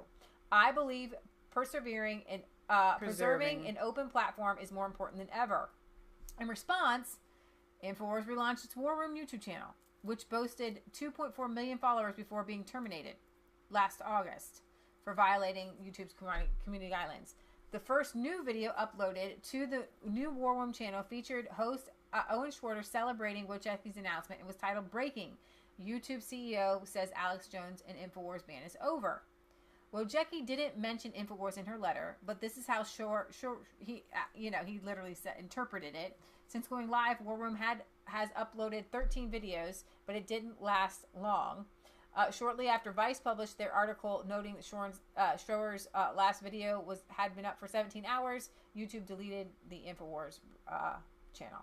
Oh, wow. We're committed to preserving openness and balancing it with our responsibility to protect our community, said YouTube spokesman Ivan Chow. That means taking action against channels that continue to violate our policies. So it was this moment, I thought, oh my gosh, yay. And then, no. I don't know, though. I kind of still see it as a good thing because it's going to prove, once again, YouTube's insanity. They're like, what's the word that I'm looking for? I mean, they are completely insane, going back and forth and back and forth and back and forth. You know, they're doing this, and it's kind of like no publicity, or any publicity is good publicity. And the publicity, the light shining on what YouTube is doing to InfoWars and to the rest of us, I think that's a good thing. So I wouldn't be too upset. So I guess Obama... And I think that Owen knew that when he put the video out. It was provocative. It was provocative. For them to do that. Yeah. To make a point. Owen took advantage of that and said, hey, look, this is what they're... And then just to get them banned again so they can say we were banned for a second time. It's a smart move on Owen's part, I think. I think so, too. So Obama returns to politics with initiative to favorably position Democrats gerrymandering and stuff like that, I guess. He has not put his support behind his own vice president, Joe Biden, who is... I watch it all day. I watch it on Talk. Nobody wants to get behind a loser. Biden tells this long story, and it's all made up in his head. It's a bunch of messed up stories. I should play it. I've heard it 3 times now. But anyways, Obama has not supported Biden. But he's back to combat partisan gerrymandering. Obama tweeted a message about a program known as Redistricting You as part of All on the Line campaign. That campaign is a merger of his Organizing for Action with the former Eric Holder's National Redistricting Action Fund. That sounds like communist. Oh my gosh, I know. I've always believed that training is at the heart of organizing. It's why I made it a priority in my 2008 campaign and throughout our larger movement for change in the years since. The movement is for fair maps or favorable maps. He's back. Holder warned in 2017 that Obama would be making a return to politics, and he's coming. And so he's coming. It's not about fairness. Former Wisconsin Governor Scott Walker counters that the effort has little to do with opposition to drawing congressional districts based on partisan interest and more to do with benefiting the Democratic Party solely. Fox News reports that Redistricting You is focused on impacting and withdraw. Of course, they're wanting to redraw Democrat. I mean, it's not even a joke. I mean, hello, duh. So we're not winning, and so we need to make it so that it's in our advantage to win. Yeah, that's exactly what they're saying. Right, exactly. Let's see. So our prayers to Britt Baza, who said that his cousin, who was 51, just dropped dead. They're not really sure of what, so we'll be praying for you and your family. That's really awful. I can't even imagine, especially when you don't have any idea of what it was yet. So I'm really sorry about that. Yeah, prayers to your family. So I guess this made the news. Lawrence O'Donnell, who is crazy and weird reporter. I can't believe he's still on television because he's neurotic. He came out with this crazy lie about Russians that he had, that Russians had co-signed loans for President Trump. Then they think they went to sue him. So Donald Trump had tweeted out totally inaccurate reporting by Lawrence O'Donnell, for which he has been forced by NBC to apologize, no different than the horrible, corrupt, and fraudulent fake news that I and many millions of great supporters have had to put up with for years. So bad for the USA. Crazy Lawrence O'Donnell, who has been calling me wrong from even before I announced my run for presidency, even being previously forced by NBC to apologize, which he did while crying, for things he said about me and The Apprentice, was again forced to apologize, this time for the most ridiculous claim of all, that Russian oligarchs co-signed loan documents for me to a guarantee totally false, as is virtually everything else he and much of the rest of the lamestream media has said about me for years. All apologize. So, which he did while crying. I love that Trump tweeted that out. I'm sorry. Anybody that has issues with Trump's tweets, I don't even think we can, we do not see eye to eye on anything. It's hard to be friends. If you don't get the comedy of this guy, it's hilarious. No, it's not presidential. I get that. Okay? But it's transparent and it's real. And he's saying what everybody else is thinking. Okay? Everybody else wants to talk like that. Yeah, it's a little bit uncouth. Okay? But seriously, it's what I want to hear. He's saying what I want to hear, which he did while crying. I want to hear that. Because that's what I would say. Good evening, Lawrence. Good evening, Rachel. Thank you. Appreciate it. Last night on this show, I discussed information that wasn't ready for reporting. I repeated statements a single source told me about the president's finances and loan documents with Deutsche Bank, saying, if true, as I discussed the information, was simply not good enough. I did not go through the rigorous verification and standards process here at MSNBC before repeating what I heard from my source. Had it gone through that process, I would not have been permitted to report it. I should not have said it on air or posted it on Twitter. I was wrong to do so. This afternoon, attorneys for the president sent us a letter asserting the story is false. They also demanded a retraction. Tonight, we are retracting the story. We don't know whether the information is inaccurate, but the fact is we do know it wasn't ready for broadcast, and for that, I apologize. Tonight, so that's kind of a real twisted way of saying it. Oh my gosh. Oh my gosh. But he did say that the White House confirmed that it was wrong. Yeah. But then he's saying, well, but we don't know, essentially saying that the White House is lying. So I'm going to give you another little commercial break. Sanhar says, can't he just say he lied? I know, exactly. So I'm going to give you another commercial break, and this is a bad word. Okay?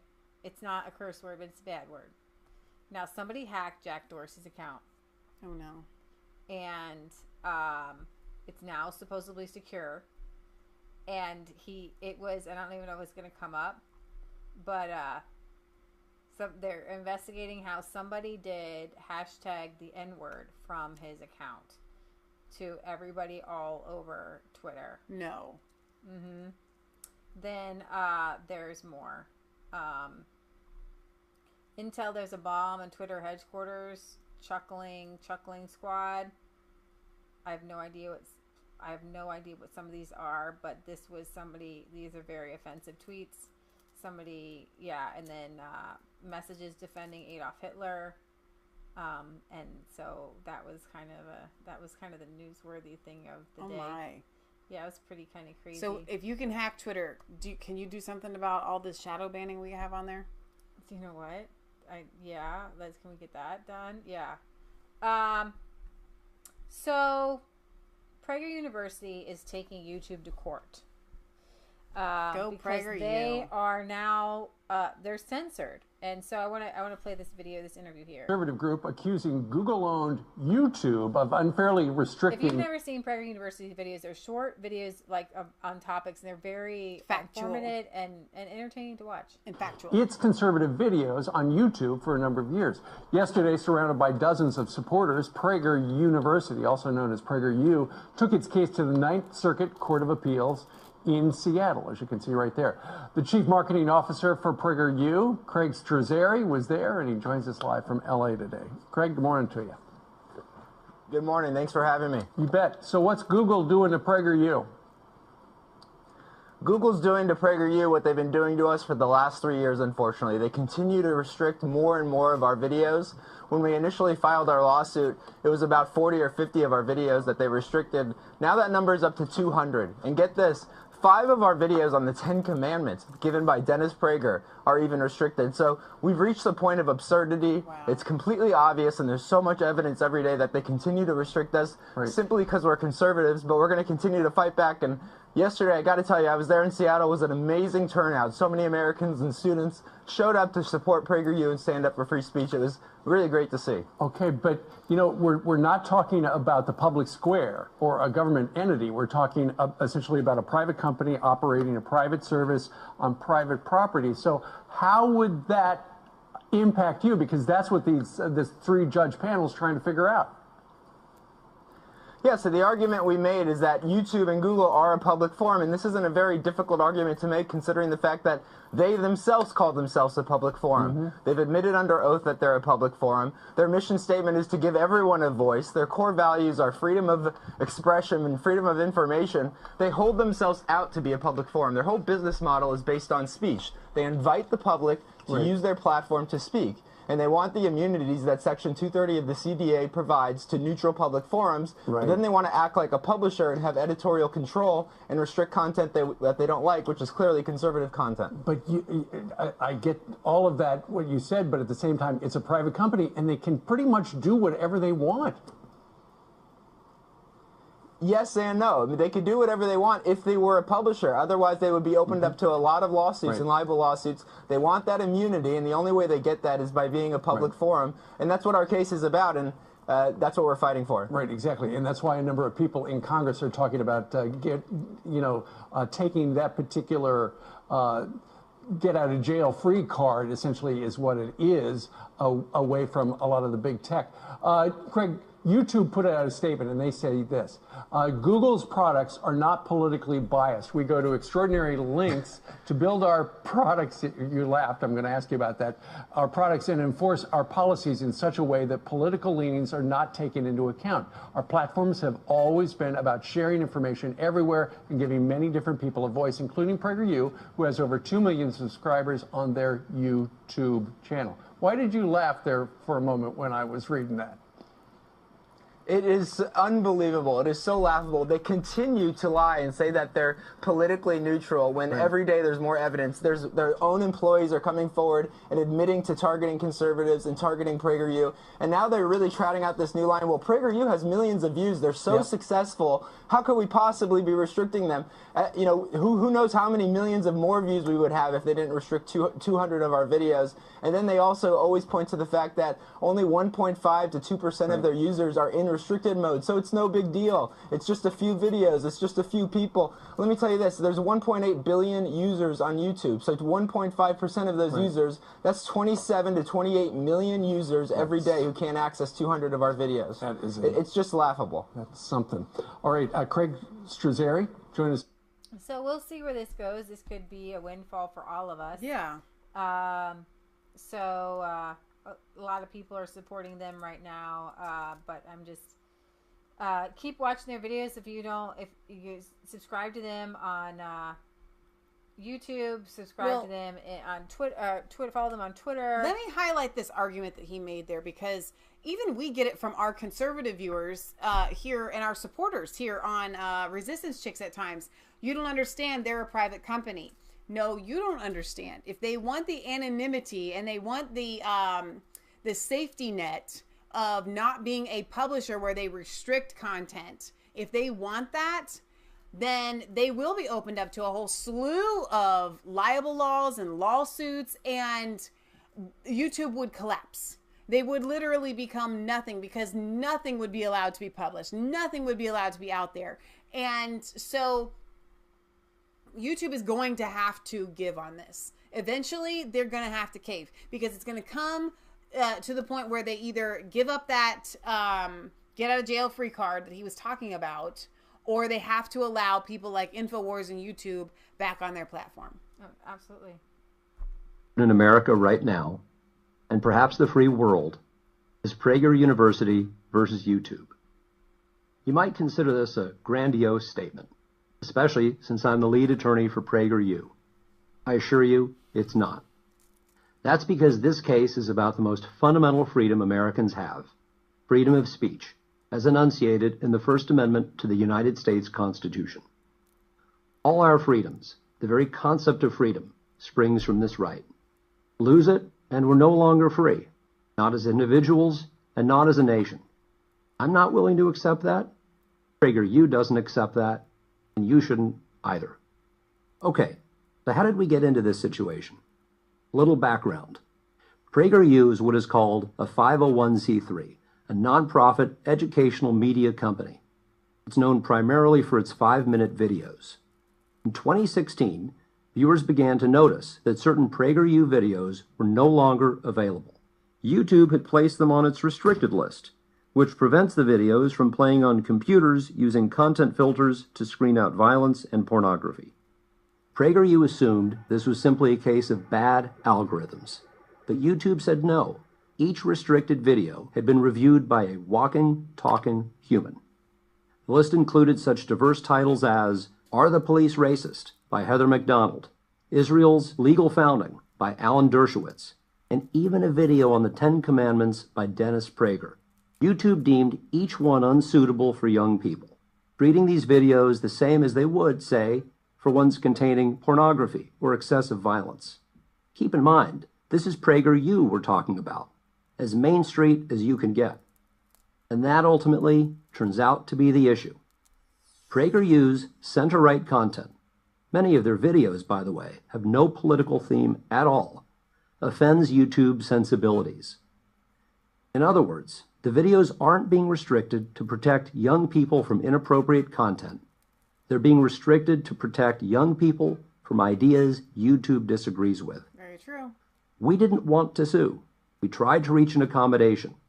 But when YouTube wouldn't take the offending videos off the restricted list, there are now 100 on that list, we had no other option.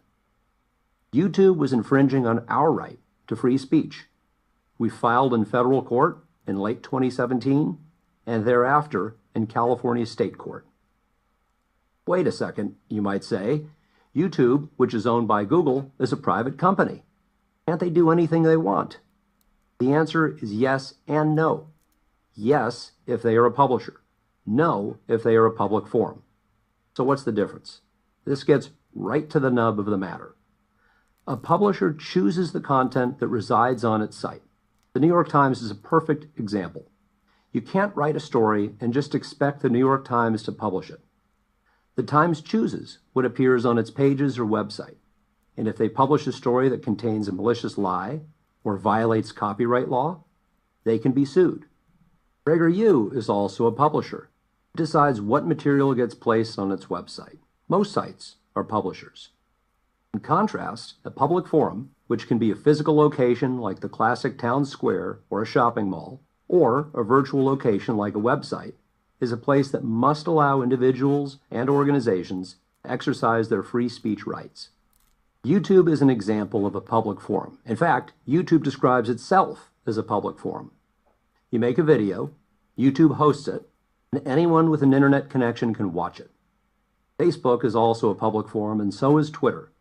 Here's why this is so important. A public forum under Section 230 of the Communications Decency Act, a law co-sponsored by Democrats and Republicans and passed by Congress in 1996, is not subject to liability for content placed on its site. If someone posts a video about how to build a bomb or writes a threatening comment, the public forum website cannot be held legally responsible for that content. That's a good thing.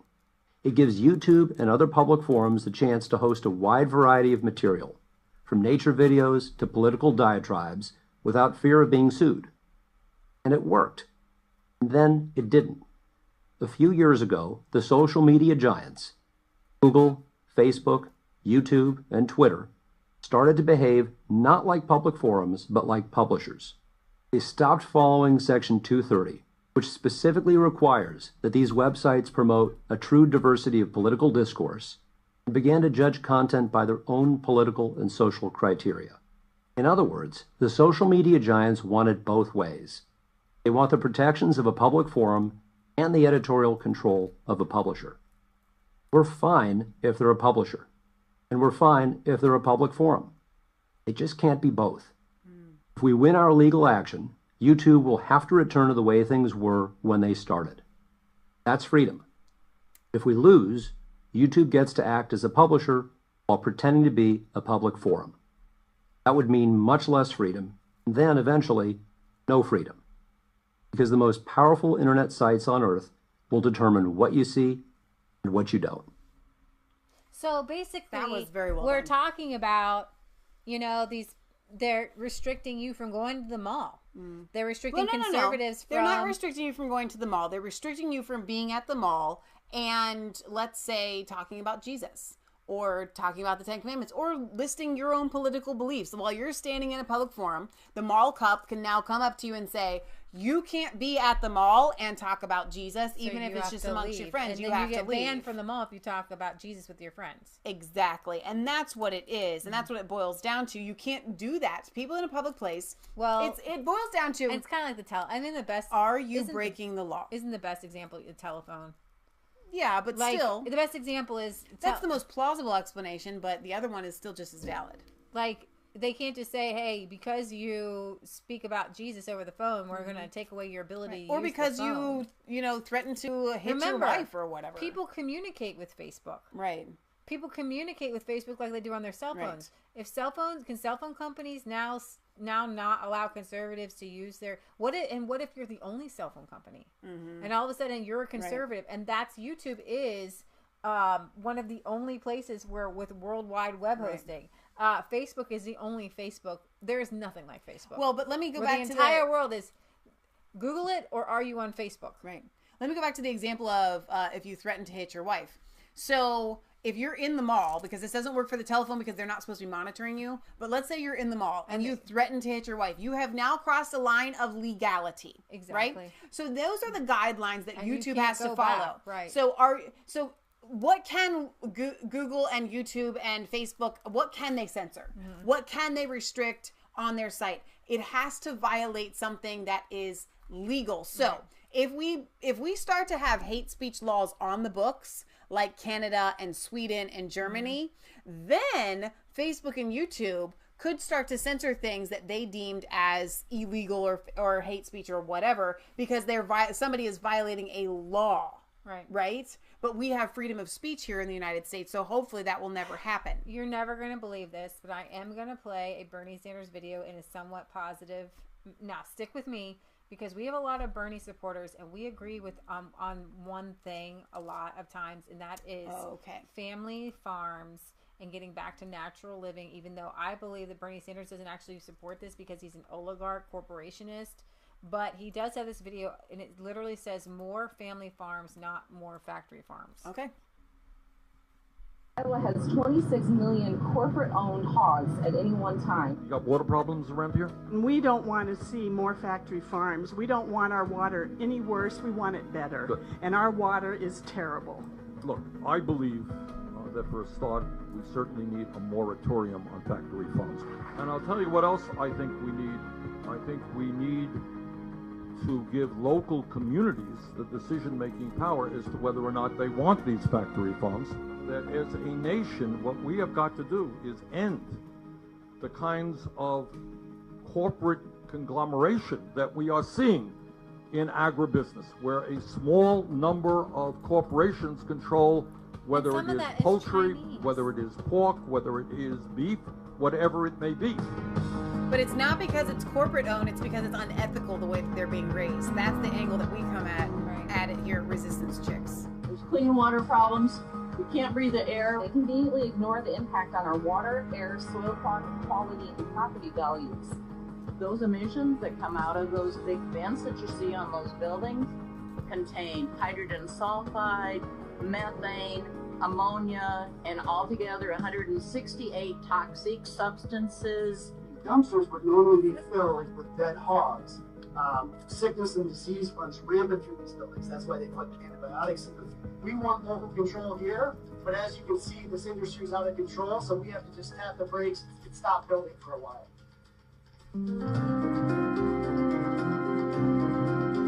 So Jean O'Meara Sanders, this is his wife, says it's a travesty. We need to support family farms rather than factory farms with our policies and our choices at the grocery stores.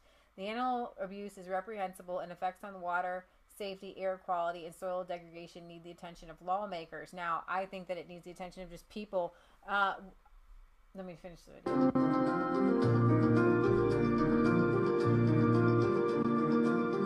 It does, though, because it's cruelty to animals, so lawmakers can step in. That's the angle I would come at.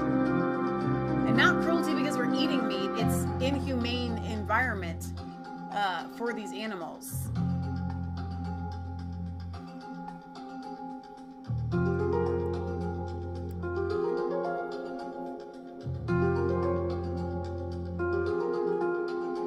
The family hog farmer is virtually obsolete here.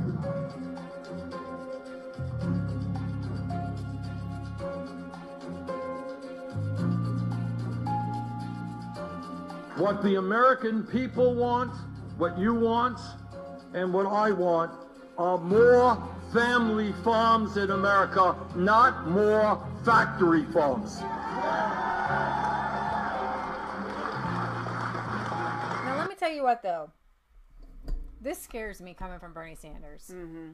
This scares the bejesus out of me. You want to know why? Because that is exactly, I got to goosebumps again, the communist line. And you had the people are thinking what we're thinking. Family farms. I'm telling you, Bernie Sanders is in the communist He's a Russian communist. He's not a Absolutely. Chinese communist. He's a old style Russian communist. Right. Where the oligarchs, he calls about it the oligarchs. He's still in like a fantasy land of wanting to be Russian, wanting to be Stalin, and he read the books and he wanted to be Stalin. Yeah. He wanted to be Lenin. He wanted to be at the top of the top, right? The top of the food chain. And he wanted to be the one to disperse the land and the money that he would then take. Right. So his proposal here is to break up agribusiness and then give it to family farms. That's not going to work because I'm telling you, that land is not sustainable right now for no family farms. You're not going to break up Tyson right here on this junk of a land right now and start a family farm. He's not thinking clearly. Yeah. That's not what's going to happen. And that's where he comes from, his corporate Stalinist mindset that you can take from the rich and then diversify among the poor. And that's why I went back and forth on whether I should share this, because I know it's communist propaganda that when the people say, yeah, more family farms, you're not going to take 1,000 acres of Tyson and you're not going to divide it into 5 acres of family farm. They just ruined. I mean, look at the pictures. It's disgusting. All right, you're not going to run. You're not going to want to run. Here's the thing. You're not going to want to run family farms on this. You're not going to be able to use those buildings. Nothing about Tyson and Smithfield and the way they run farms, and the way they run pigs is actually usable in a family farm. Okay? Now, if he was saying things like, we want to encourage the opening up of federal land to farmers, 5 or 10 acres here and there, you have to run it in an environmentally friendly way. Well, I'll tell you how Bernie Sanders would combat Tyson and Smithfield. By deregulating the family farm and the small farmer. Okay? By We're regulated. Legal. We're too regulated. So the only way that the small family farmer is going to make it is if you take all of these rules, you get the FDA out of their freezer, off of their farm. Right. Okay. Bernie Sanders wants regulations for big farms. Well, guess what? That means regulations for your small farm. They are going to come in and they are going to inspect everything. Do you think that Bernie Sanders wants you to be able to sell raw milk off of your farm? Do you think Bernie Sanders wants you to be able to sell beef off of your farm by the cut? No. He wants you to have to go to an FDA, USDA inspected place to make sure that you have all of your ducks in a row, and he wants to infringe on your rights. And what he does is he chokes out the small farmer, whereas if your water doesn't test 100% immaculate clean with all these chemicals in it, then you can't sell eggs at a farmer's market. That's what Bernie Sanders wants. Okay, he wants too many regulations choking out the small farmer. If he were to do that video and say, we're going to deregulate small farmers so that they can compete with Smithfield, so that they can compete with Tyson, that is the video that I would get behind. Girlfriend, you got it. And I didn't notice any family farm in this video. Yeah. I didn't notice him sitting down talking with what does a family farmer want? With young family farmers and saying, what can I do to make your job in life easier to be a family farmer? What can I help you to compete? Right. And I would say, number one, here in Ohio, like you said, in order to sell eggs at a farmer's market, they have to first be washed, which is horrible anyways. In the UK, they don't sell washed eggs. And they have to come and test your water, especially if you have well water, they have to come and test it, which is what you're talking about. You can't have a dog in your house.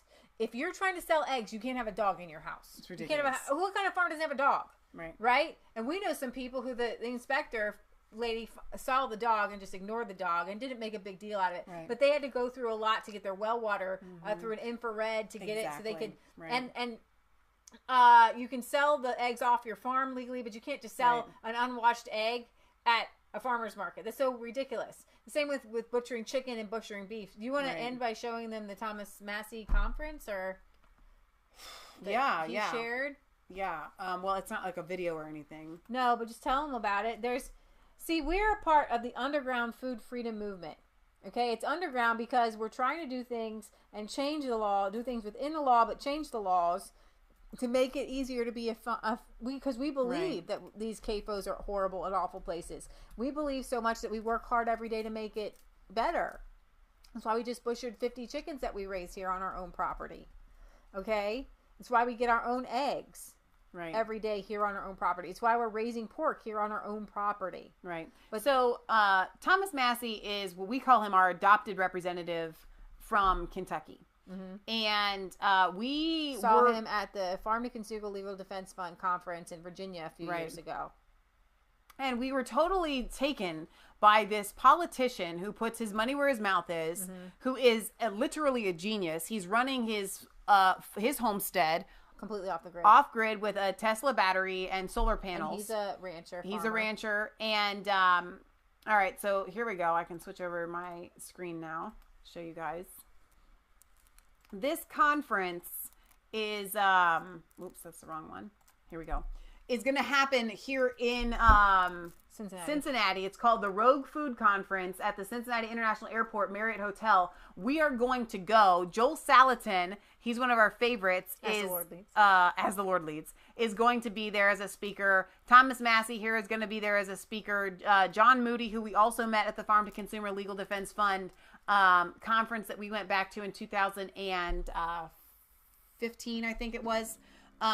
You can look at the speakers. I wanted to read here for you guys. The first speaker here, there's Joe Salatin, who we love, who, you know, he's got this Polyface Farms in Virginia. So go down to, keep going. This is the one you're talking about, right? The food church. Yeah.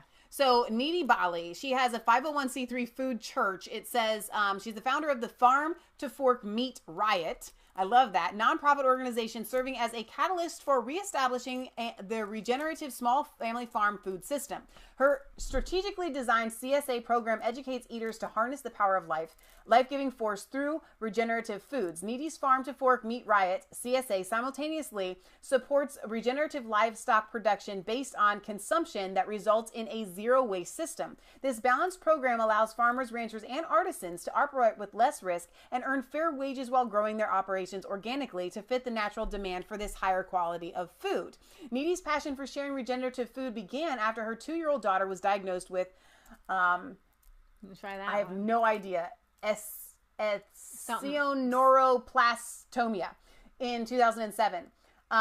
She underwent 5 rounds of toxic chemotherapy that did not stop the cancer. As a mother fighting for her child's life, Needy embarked on a holistic mission to source the cleanest, most regenerative foods from local farms. Although Needy cured her daughter's cancer with real nutrient-dense food, the damage to her vital structures from the chemo was too great, and she died in September of 2009. Since then, Needy has made it her mission to protect her family and others from the corporate food system. Needy is developing regenerative farmers and regenerative consumers while producing educational media in the way of her podcast and interview shows. She lives in Raleigh, North Carolina with her husband and 2 surviving children. They changed that up because it talked about she created a food church, and she's going to, and I don't think they're telling you this, but when you're there, she's going to explain how you can use religious freedom for food freedom. Right. So I'm actually really excited, and Thomas Massey's going to be there, and it looks like they're signing up some new people. Now, this Heart to Heart Farms, they have a YouTube channel, which I've seen videos of, which they're really great. So they're going to be there. Thomas Massey's going to be there. So we're hoping to go. And like you said, as the Lord leads, I think that would be ideal for us to do some interviews there. And I'm really hoping that we get to go. So Leah's ready to move on to our mail call.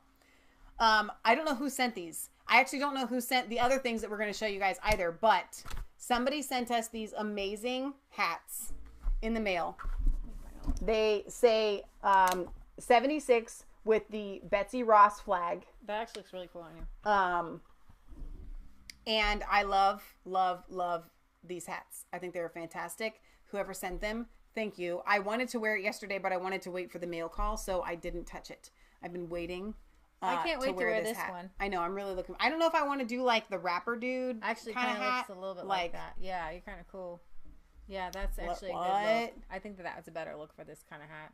Yeah, I think I might thug it. That's a thug. So the next mail call that we have, and we're gonna get to Carrie's email here in a minute. Somebody sent these, and I picked them up today. Now they were sent via eBay, and they're in a closed box, so I trust them. Yeah, but we don't know why, and we should have actually made 2 cups of tea. We will for a Sunday show, right? Okay, that sounds like a good idea. But the first box is, do you want to tell them? Read it. Egg noggin. Exceptional winter tea. An exceptional winter tea. Smell it, because I bet this smells pretty wintry. Okay.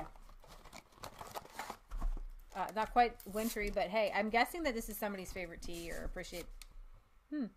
Wow, that smells like Whoa. Christmas. Oh, that smells like candy. So that smells like actually a cookie. It smells like a Christmas cookie. This is going to be really fun. So Sunday we're going to try the So egg. I actually don't like eggnog. So I think I might enjoy the tea instead. Oh, you're going to love this. I think it smells really good. It smells like a Christmas cookie, like a cinnamon Christmas cookie. It does. It does. So again, here, this is an unopened box that I have now officially opened here. And I'm going to open this tea. It's called Plantation Mint. So I'm guessing this is somebody's favorite teas, and we will enjoy them with you. So I'm excited about this. Oh, wow. That is very minty. That's very minty. Oh, my gosh. So, wow. It smells like chewing gum. Wow. Whoa. That's intense. That is really, really good. That smells awesome. It's spearmint. Oh, that smells awesome. Oh, well, that's going to be fun. Yeah. Okay. Blended with 100% So, American grown spearmint. It only makes sense to... I wonder what else is in there, because I have spearmint. I want to make some spearmint tea. It smells delicious. Okay, so Dale had asked, if you don't wash the eggs, how can you eat them? Leah? Well, I wonder if there's like a YouTube explanation on this that would be like... No, just tell them. Okay, so here's the deal. When the egg comes out of the chicken, it comes with a protective coating on it, all right? As soon as you wash the egg, that protective coating comes off. So... when a chicken wants to hatch out eggs, she will lay an egg every day for up to 21 days. And she will not sit on them. Those eggs will be fine and totally edible for those 21 days sitting outside because it has its protective coating on it. As soon as she actually starts sitting on the eggs for reals, then the incubation process takes place.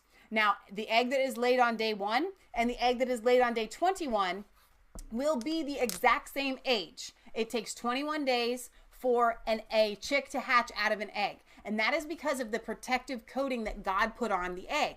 So the reason why in other countries they don't want you to wash the egg, because as soon as you wash the egg, it opens up the egg to permeability and it can receive bad bacteria inside of it. And then that's why they have to be refrigerated. But if you don't wash the egg, it's actually safer than a washed refrigerated egg, because now the force field that has protected the egg is not there anymore. And the only thing that's keeping the egg from going bad, the stuff can still get in it, but the refrigeration process keeps it from hatching or from developing and blossoming within the egg and making the egg go bad. Get sick from a washed egg than an unwashed egg. Exactly. So I'm gonna play a little clip here. States, the United States Department.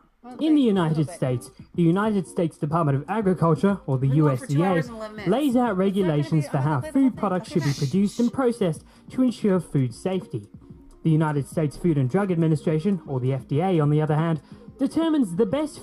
You know what? We're going to go faster. I want you to see this. Come on. Get to the chicken part.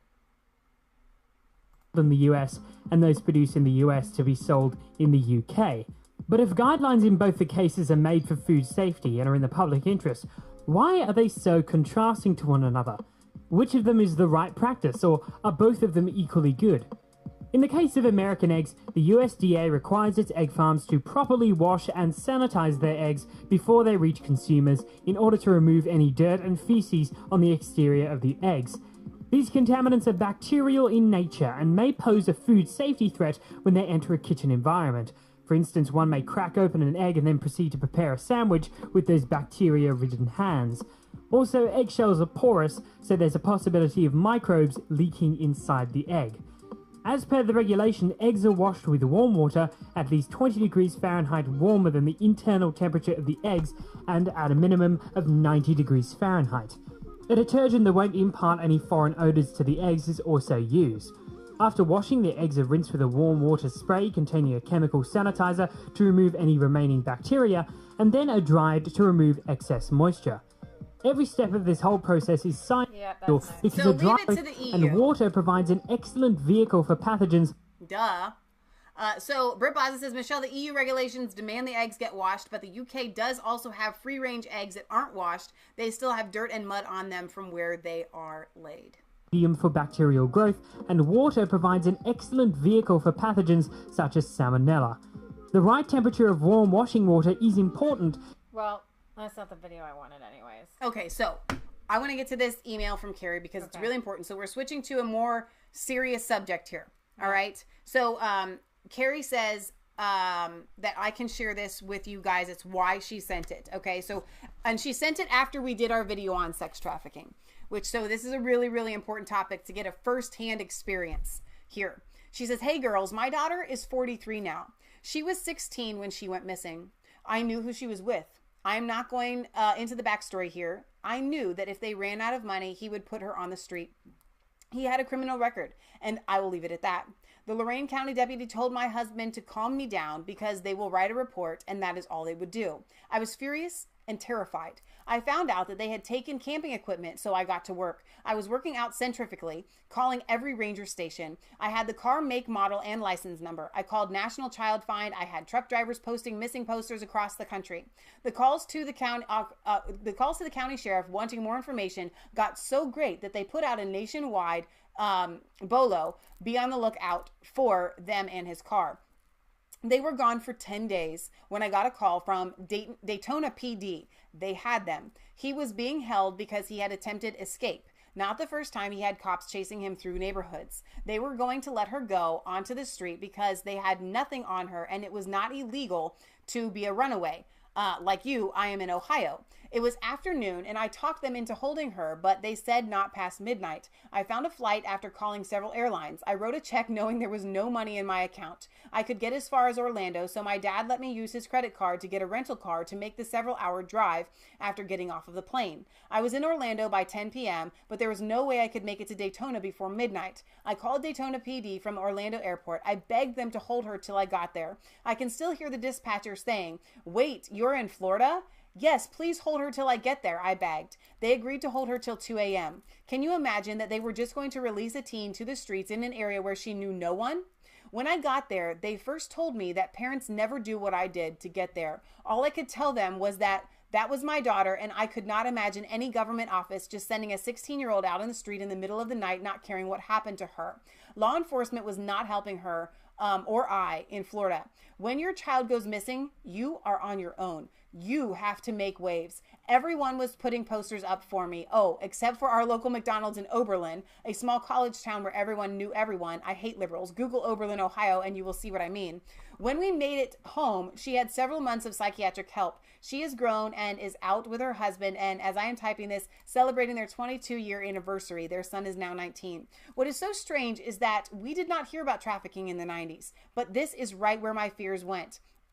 10 days do not sound like a very long time to some, but when your child is missing, it's an eternity. I pray every day for missing children and their heartbroken families. Wow. Anyway, if you want to share this without names, I'm sorry, I hope that I messed that part up, but I didn't give a last name here.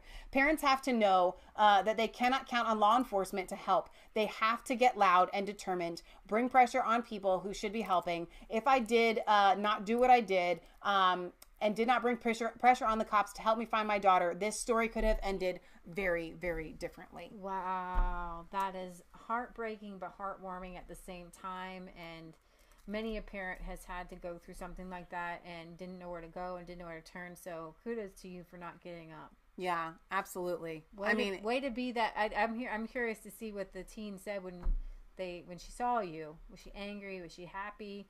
Did she happily go home? You know what I mean? Yeah. How did that all play out? But I'm glad you did what you did. So thank you for sharing that, because it is really important to let people know if this happens to you, you are on your own and you do need to make waves. And what we have now that you didn't have back then is social media. And I've seen a lot of teens recovered from situations like this where they have an older boyfriend or whatever. They get in with a bad crowd and they go missing and they are found and they are brought back. And 10 days is an eternity. So thank you for that. We're not going to have time for a song. That's our song. That is our song. So yeah, that's an incredible, incredible song. So thank you for the tea. Thank you for the hats. Thank you for the mail. There was a couple of emails that were sent to me that were glowing compliments that I read out loud to Leah, and I meant to save, and I put them in my save list, and it's been a while now, but if you send us those glowing letters in the mail, I will read them out loud. If you have anything that you want to say to us in the mail, I will read them on air unless otherwise noted. So you can send those to P.O. Box 107, Milford, Ohio 45150. We're going to be live here on Sunday again at 1 p.m. Eastern Standard Time. Oh my gosh, I got to talk to you about Salvini. I don't even want to mess anything up. She's got to talk to you about Salvini. guys, I got bad news, but we're gonna hopefully turn it around. Yeah, we're gonna turn it around. The 5-star movement is no more, and it's crazy. Well, 5 stars there. 5 stars in power. Well, you know what I mean, like the actual initial core, what it was intended to be. The 5-star and the Lega have split. It's kind of scary. Government anymore. It's scary. So we'll show you guys that. We'll talk to you about that on Sunday. Until then, be safe out there. I want to end it like Lynette Zeng does on ITM Trading. Remember that shields are made of metal and not paper or promises. That's how she always ends her shows. But remember, it's not just a conspiracy theory. If it's the truth. We love you. God loves you. Don't forget to like, comment, subscribe. Patriot Gallery's been doing a great job breaking things up. Yes, thank you, Patriot segments if Gallery. you want to share some of these videos that you think are important with Speaking your of friends. Patriot Gallery, she's always got new blogs out on Resistance Chicks blogspot.com. You can find us on Isaiah58ministries.blogspot.com, resistancechicks.com. You can go there to find the latest of what we've been doing here. So, all right, you guys, we love you, and we'll see you Sunday. God bless.